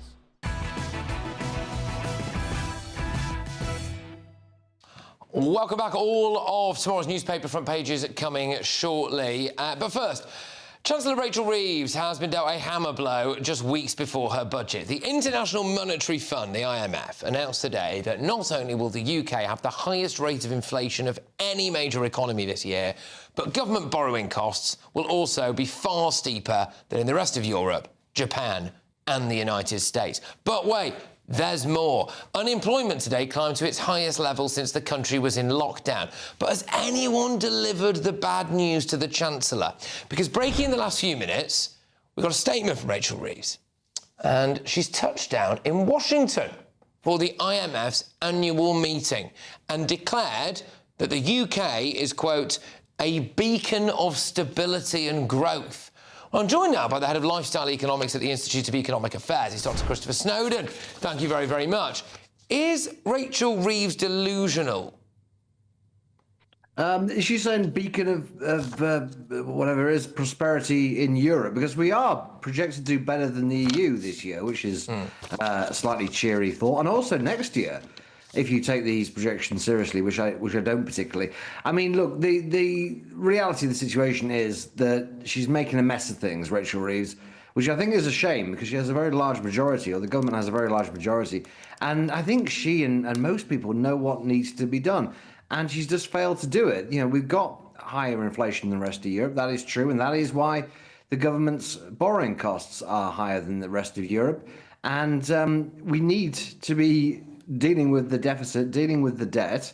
If we don't, we're going to have tax rises in a month's time. One of the problems with Rachel Reeves is she keeps talking the economy down and flying these kites for endless different tax rises, which just put off investments. So we've got business confidence at a very low level. Unemployment is rising, largely, I think, thanks to the national insurance rise earlier this year. And these to me are unforced errors, Patrick. But this is the point. So the rate of UK unemployment rose to 4.8% in 3 months to August. It's up from 4.7%. The point there being that it's increasing, and it's at a 4-year high. Does she not have to take some responsibility for this? Yeah, absolutely. I think it was a big mistake to put the national insurance rate up, particularly on employers. If she had to put it up, I think actually she would be better off putting it on employees. We should only have taken employees back to where we were 18 months ago or so, and wouldn't have this effect on unemployment. And you have to remember that the unemployment figures are enormously masked by the huge amount of, let's face it, manipulation, more or less fraud, in the disability benefit figures, which have gone through the roof in the last 2 or 3 years, as I'm sure you talked about on the show before. But look, we're spending now, the welfare bill in real terms has gone up £45 billion in 2 years. That is your black hole and more right there. If we could just get a grip on this, which I think is fairly easy to do. Kemi Badenoch, in her speech last week at the Tory conference, said we just need to restrict these benefits to people who have got real, tangible, provable kind of physical ailments. That would have a huge effect, not just on cutting the deficit, but on getting people back to work and thereby growing the economy. So Rachel Reeves is going to pitch the UK as a, quote, beacon of stability. She's meeting her counterparts at the G20. I just... Is this not quite laughable? Because I was looking then, this statement was embargoed, so we kind of just got it. So I wanted to see, right, how is the UK press reacting to this so far? And it has been called laughable. It's been branded as desperate by some people as well. I mean, is it kind of gaslighting on steroids a bit, this, really, Chris? It's quite an odd thing to say, certainly. I mean, I know she has to defend her record, and 1.3% GDP growth isn't that bad in this day and age. We've got such low horizons, and as I say, it is better than the EU, which incidentally is going to be awkward for her in the budget, because I gather her argument in the budget is that it's Brexit that ruined the British economy. Yes. And now she's saying that we're a beacon of light and prosperity in Europe. So I don't know exactly what she's thinking, to be quite honest with you. But the reality is, you've already given the facts and figures, haven't you? Unemployment's going up. The economy has done a little bit better than I expected this year, frankly. I thought we might see a recession. We may still see a recession, but you've got to look at these underlying figures about, the number of people out of work for various different reasons, and business confidence and investment in the country. She's just really messing things up in a way she doesn't need to, and shaking the confidence of industry. You're right, and again, just as Chris was saying there, watch out for this simultaneous argument that the reason that our economy's in the toilet has nothing to do with her, it's because of Brexit, but the reason to be cheerful is that we are doing better than the rest of the EU. Remarkable stuff, isn't it? Mental gymnastics there. Christopher, thank you so much, as ever, Christopher Snowden there from the Institute of Economic Affairs, the Director of Lifestyle Economics. Coming up, I'll have all of tomorrow's newspaper front pages. Some breaking news, apparently, on the front page of The Guardian is that the grooming gangs inquiry has hit a major roadblock. Stay tuned. I forecast a perfect holiday in the sun. Weather looking good then? For sure, and no worries about our travel insurance. All Clear Travel Insurance sponsors GB News Travel Destinations Forecast. Whilst the UK enjoys some settled, albeit cloudy weather this week, it's going to be increasingly wet on Wednesday in Sardinia and Corsica. Also some patchy rain moving into Madeira, 1 or 2 showers for the Canary Islands, but a lot of fine weather for Iberia at the moment, having seen this low move away. But that's the low bringing some very lively thunderstorms on Wednesday to Sardinia and Corsica, eventually moving through southern Italy into Greece as well, turning things unsettled later this week. All Clear Travel Insurance sponsors GB News Travel Destinations Forecast.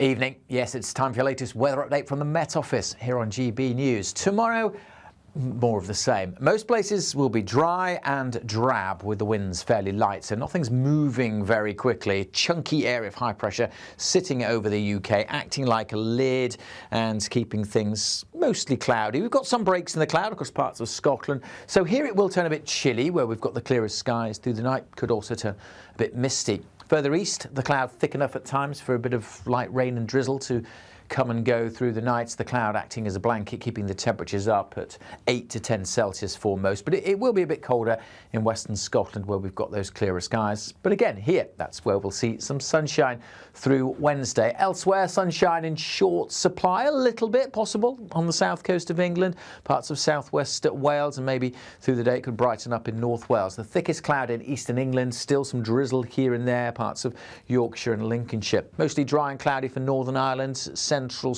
and southern Scotland, and indeed the far north of Scotland, with some outbreaks of rain likely across Shetland in particular first thing. But a good part of northern Scotland, across the mainland at least, should again see some blue skies and some sunshine. Feeling quite pleasant here with light winds and temperatures getting up to 12 or 13 degrees. Not all that pleasant across eastern England with some drizzly conditions and that thick cloud, and temperatures here again only 12, 13 degrees. With some brightness further south and west, we might sneak up to 15 or 16 Celsius. Thursday, well, kind of more of the same. If anything, a little bit more rain across northern Scotland. Nothing heavy, but some light and patchy rain on and off here. Perhaps a few more breaks over the Midlands and North Wales to reveal a bit of blue sky. But for most, Thursday is, again, mostly cloudy and mostly dry. That will continue through Friday and Saturday, but changes are on the way for Sunday.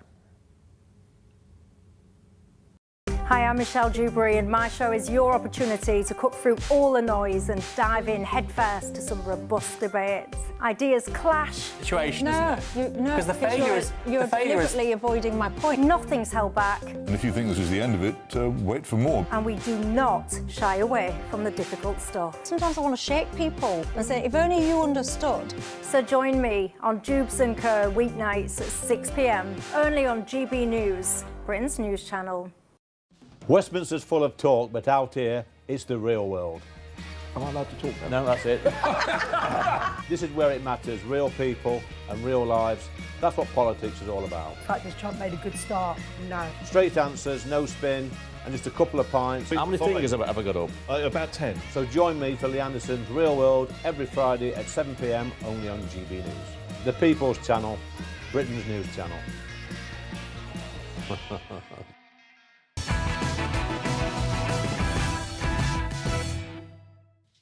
Welcome back. Let's get you the very first look at tomorrow's newspaper front pages, and we start with The Independent. They go for inflation warning deals grim budget blow to Reeves. Chancellor faces desperate situation as IMF cuts UK growth forecast for 2026. Again, may I remind you, she's about to meet the G20 and tell them that we're a beacon of stability and economic growth. Fantastic. The Daily Telegraph. Shabana Mahmood says the UK has lost control of its borders. How many Home Secretaries in a row is it now that have said that we've lost control of our borders? If only there was a position in this country where you had the power to get control of it.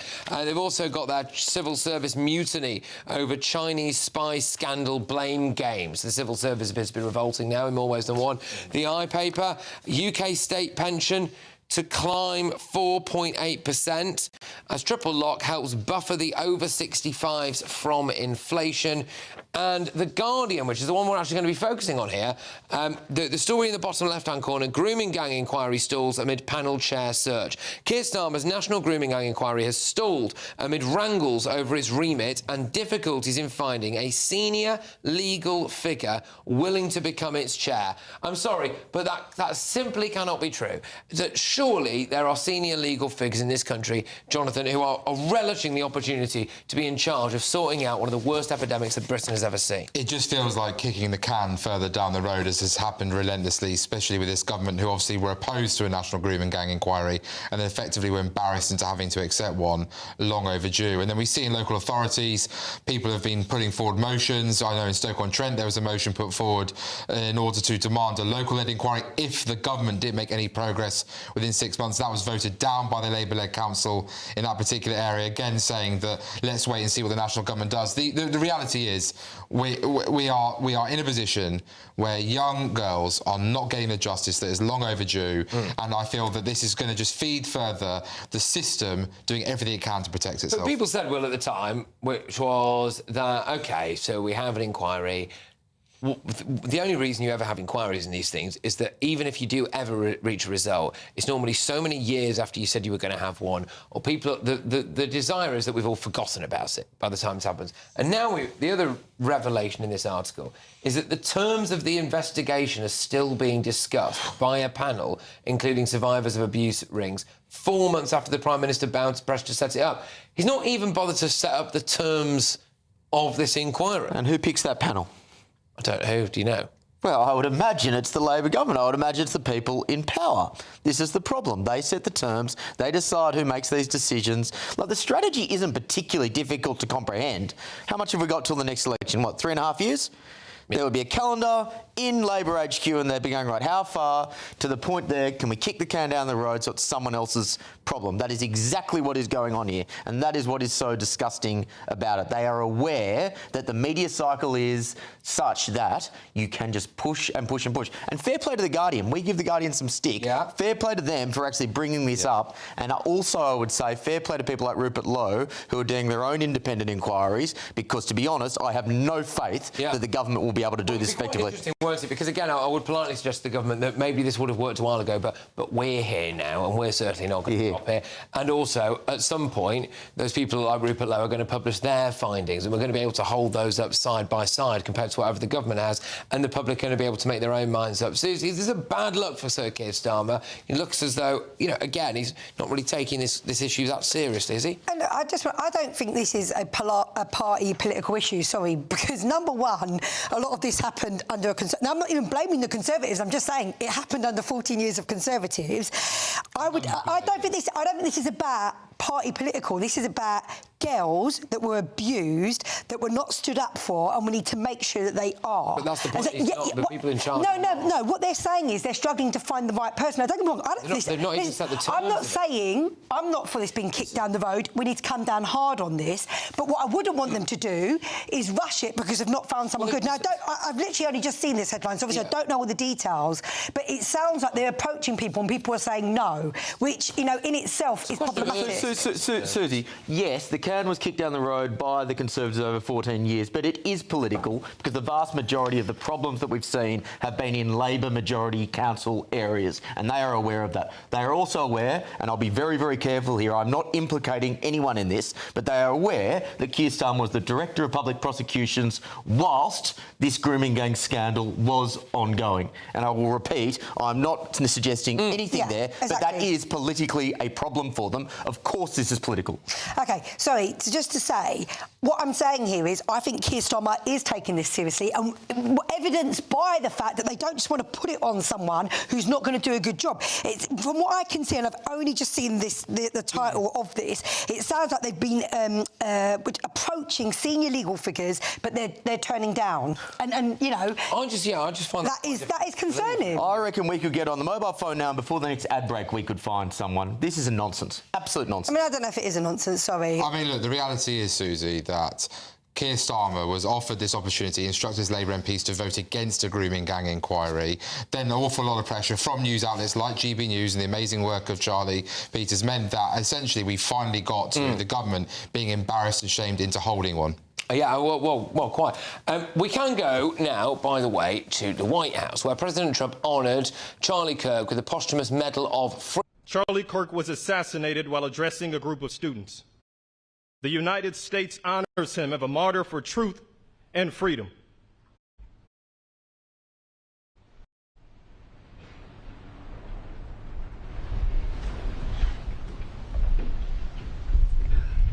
So President Trump there is awarding that posthumous Medal of Freedom for Charlie Kirk on what would have been his 32nd birthday to his wife, Erica, at a very moving ceremony there at the White House. It also can't be understated that as President Trump has gone to attend this today, wants to commemorate it on that birthday for Charlie Kirk. Having just been over in the Middle East, you know, and clearly could have stayed over there for some more time and done some of those high-level negotiations or whatever kind of diplomacy was taking place over there on what is one of the most important issues facing the world at the moment, peace in the Middle East. Instead, he's chosen to fly back.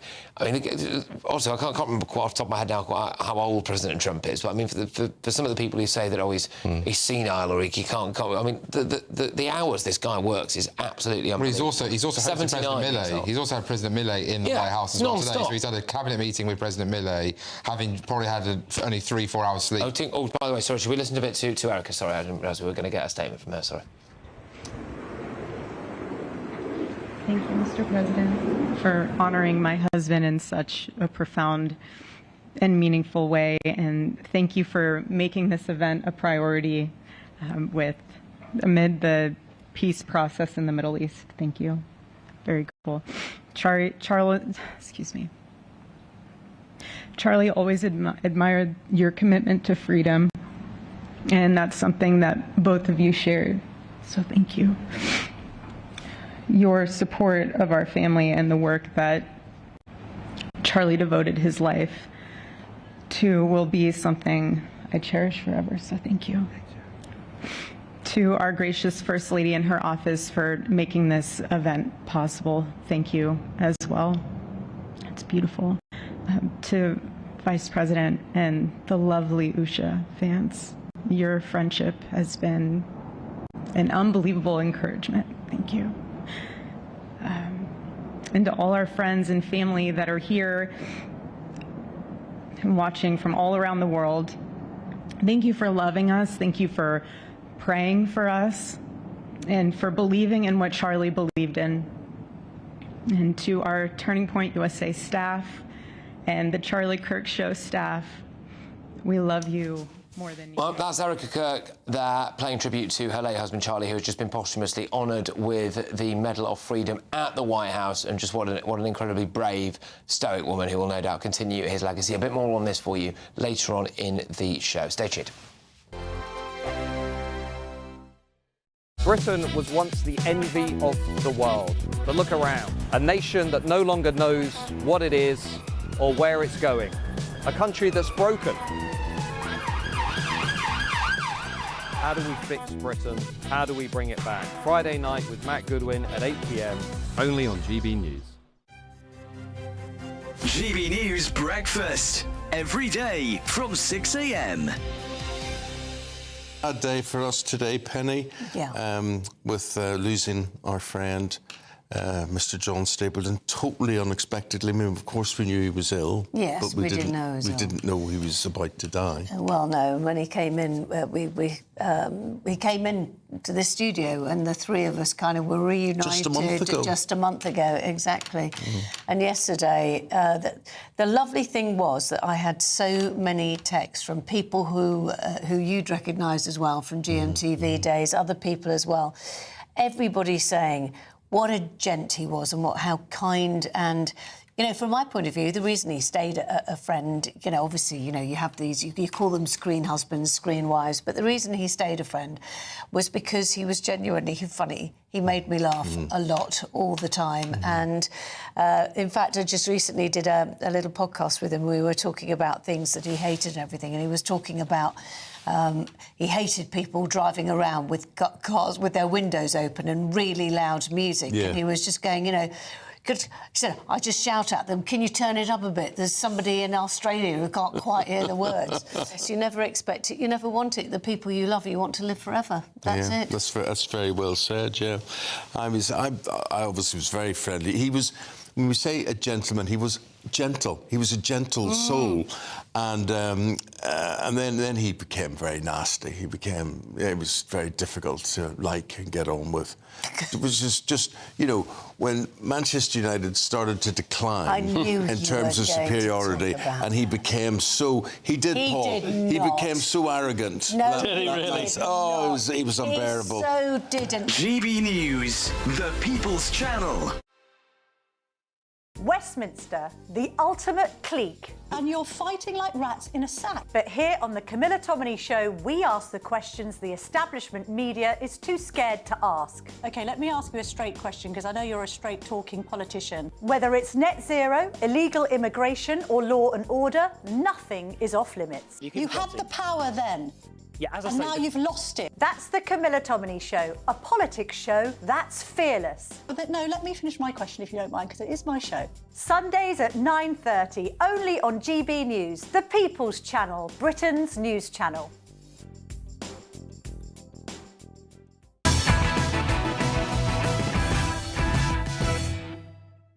Welcome back to Patrick Christys Night. Let's give you the rest of tomorrow's newspaper front pages, and we start this round with the Daily Express. Reeves blow as prices rise and growth stalls.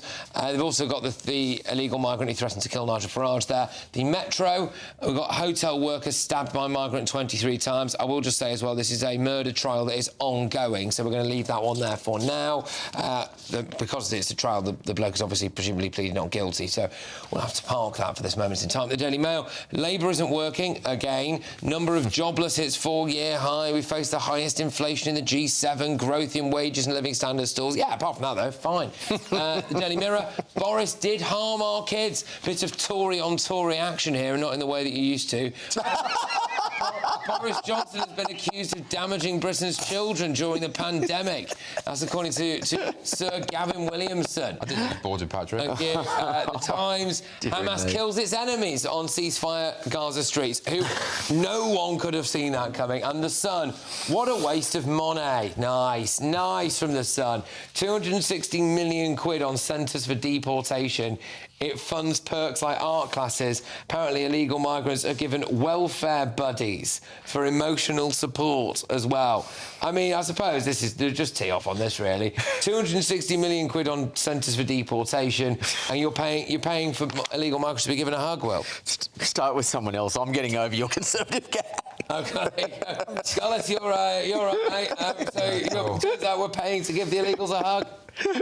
Just when will this end? I mean, at least it gives something Rachel Reeves to actually cut to try and find a way of saving herself some money for filling that black hole. So maybe the Sun's just helped Rachel Reeves partly find a way to fund her £40 billion black hole that she's managed to create out of her own self-interest. But I mean, it takes Hug a Hoodie to another level, doesn't it? Well, it's Hug an Afghan now, isn't it? Well, it is. It's gone from Hug a Hoodie to Hug an Afghan.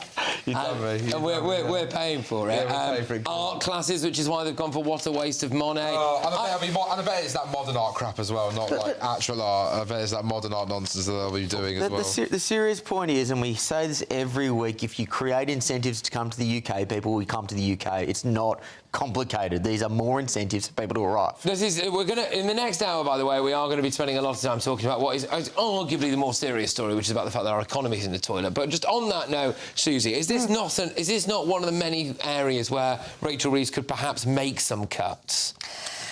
Look.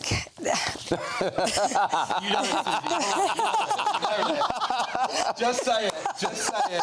They'll love you for it. They'll love you for it, the audience out there. No, I'm just going to say on the doors, the two biggest issues on the doors is the economy and immigration, and we need to, that we do need to control our borders. This is something that people are very concerned about, and absolutely fair enough. And I think sometimes they read headlines like that, and it makes people feel angry. Lots of people are struggling.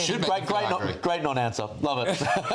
Well, that's what they pay me for. Walking a tightrope. Well, look, like I said, there are a lot of other stories on the front pages. I mean, there's at least 3, possibly 4 of the Nationals tomorrow that are leading explicitly on the economy and the state of it. I think the Daily Mail's one, which I know we're going to get into in just a few minutes' time, by the way, that is pretty damning, actually, the Daily Mail's front page. I'll just read it to you again. Labour isn't working, brackets again. Number of jobless, it's a 4-year high. We face the highest inflation in the G7, says the IMF, and growth in wages and living standards stalls. So let's pick that apart, because, we're being given a lot of info, kind of trying to trial out this budget that's coming up. So I wonder what Rachel Reeves makes of these headlines. Thank you to my panel. I will see you, by the way, in just a couple of minutes' time. Stay tuned.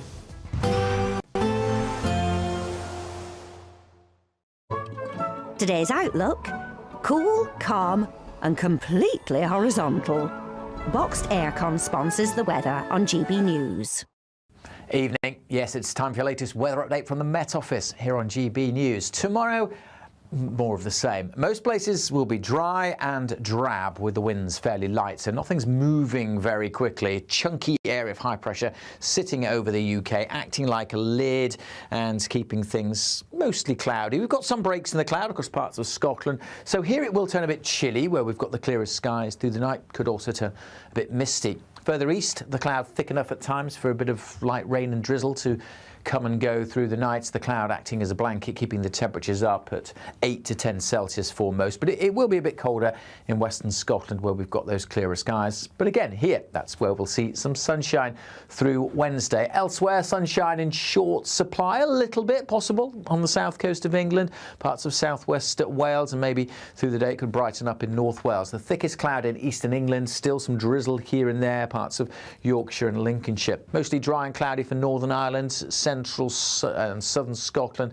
and indeed the far north of Scotland, with some outbreaks of rain likely across Shetland in particular first thing. But a good part of northern Scotland, across the mainland at least, should again see some blue skies and some sunshine. Feeling quite pleasant here with light winds and temperatures getting up to 12 or 13 degrees. Not all that pleasant across eastern England with some drizzly conditions and that thick cloud, and temperatures here again only 12, 13 degrees. With some brightness further south and west, we might sneak up to 15 or 16 Celsius. Thursday, well, kind of more of the same. If anything, a little bit more rain across northern Scotland. Nothing heavy, but some light and patchy rain on and off here. Perhaps a few more breaks over the Midlands and North Wales to reveal a bit of blue sky. But for most, Thursday is, again, mostly cloudy and mostly dry. That will continue through Friday and Saturday, but changes are on the way for Sunday. Today's outlook: cool, calm and completely horizontal. Boxed Aircon sponsors the weather on GB News. Get ready for a sparkling set of front pages. The Sun, what a waste of money. They've managed to calculate all of the completely pointless things that illegal migrants get, including a welfare officer and some art lessons as we're deporting them. Also, devastating economic news on the front of several national newspapers. How on earth is Rachel Reeves going to come to terms with that? There's a stall to the grooming gangs inquiry, and our Home Secretary admits that we've lost control of our borders. Great stuff. There's just 3 weeks left to see how you could be our biggest winner this year. First, you could be driving away with this brand new Benamar Primera motorhome. This luxury vehicle comfortably sleeps 4, has its own fitted kitchen and bathroom areas, and comes complete with fitted awning and bicycle rack. And that's not all, as we'll also give you a whopping £30,000 in tax-free cash to spend however you like. For another chance to win, text WIN to 63225. One entry costs £2.50 plus one standard network rate message, or text BONUS to 63225. 5 entries cost £5 plus one standard network rate message. Go to gbnews.com/win. Entries start at £2.50. Call 0903 686 3232. Calls cost £2.50 plus your network access charge. Or post your name and number to GB16 PO Box 8690 Derby DE1 9TT. UK only. Entrance must be 18 or over. Lines close at 4 p.m. on the 31st of October. Please check the closing time if listening or watching on demand. Westminster's full of talk, but out here, it's the real world. Am I allowed to talk then? No, that's it. This is where it matters. Real people and real lives. That's what politics is all about. The fact is Trump made a good start. No. Straight answers, no spin, and just a couple of pints. How many fingers have I got up? About 10. So join me for Lee Anderson's Real World every Friday at 7 p.m. only on GB News. The People's Channel, Britain's news channel.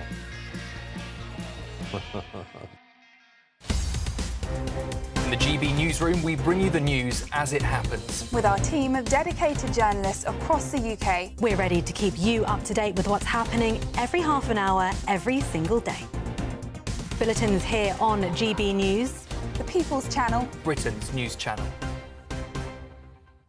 Hi, I'm Michelle Dewberry, and my show is your opportunity to cut through all the noise and dive in headfirst to some robust debates. Ideas clash. Situation, isn't it? Because the failure is... You're deliberately avoiding my point. Nothing's held back. And if you think this is the end of it, wait for more. And we do not shy away from the difficult stuff. Sometimes I want to shake people and say, if only you understood. So join me on Jubes and Kerr weeknights at 6 p.m, only on GB News, Britain's news channel.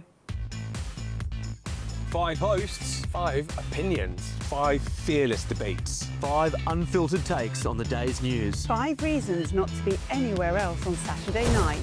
This is the Saturday 5. You got me good there. Britain's biggest Saturday night TV show. It's not a bad brand. Yeah. Uncensored. Very, very racist tonight on the unpredictable. What does she say? Can you translate it for us? And always entertaining. And how can a country go from being led by William Wallace Saturday nights from 6 p.m. only on GB News, the People's Channel. Britain's news channel. You're going to want to stay tuned, trust me.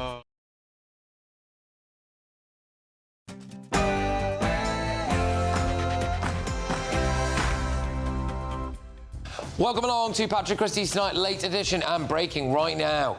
Some may describe me in the coming months as a tough Home Secretary. Perhaps that is true.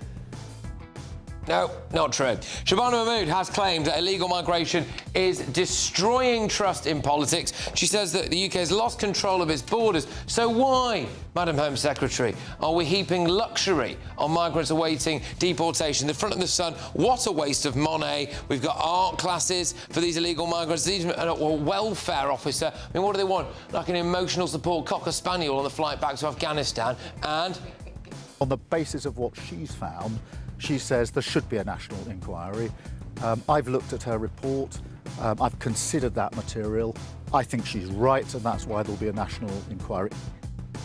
Well, the grooming gangs national inquiry that Sir Keir Starmer was basically forced into launching is in disarray for two reasons. They apparently can't find a judge who wants to actually oversee it. The other reason is that Sir Keir Starmer hasn't bothered to lay out the framework for what that inquiry is yet. And Englishman, Nigel Passa, don't talk about me. so that's Bob Madder, Passer, and he was sentenced to 5 years in prison today. As he was dragged to the cells, he said, please just send me back to Afghanistan. So look, I don't know, maybe we get our heads together here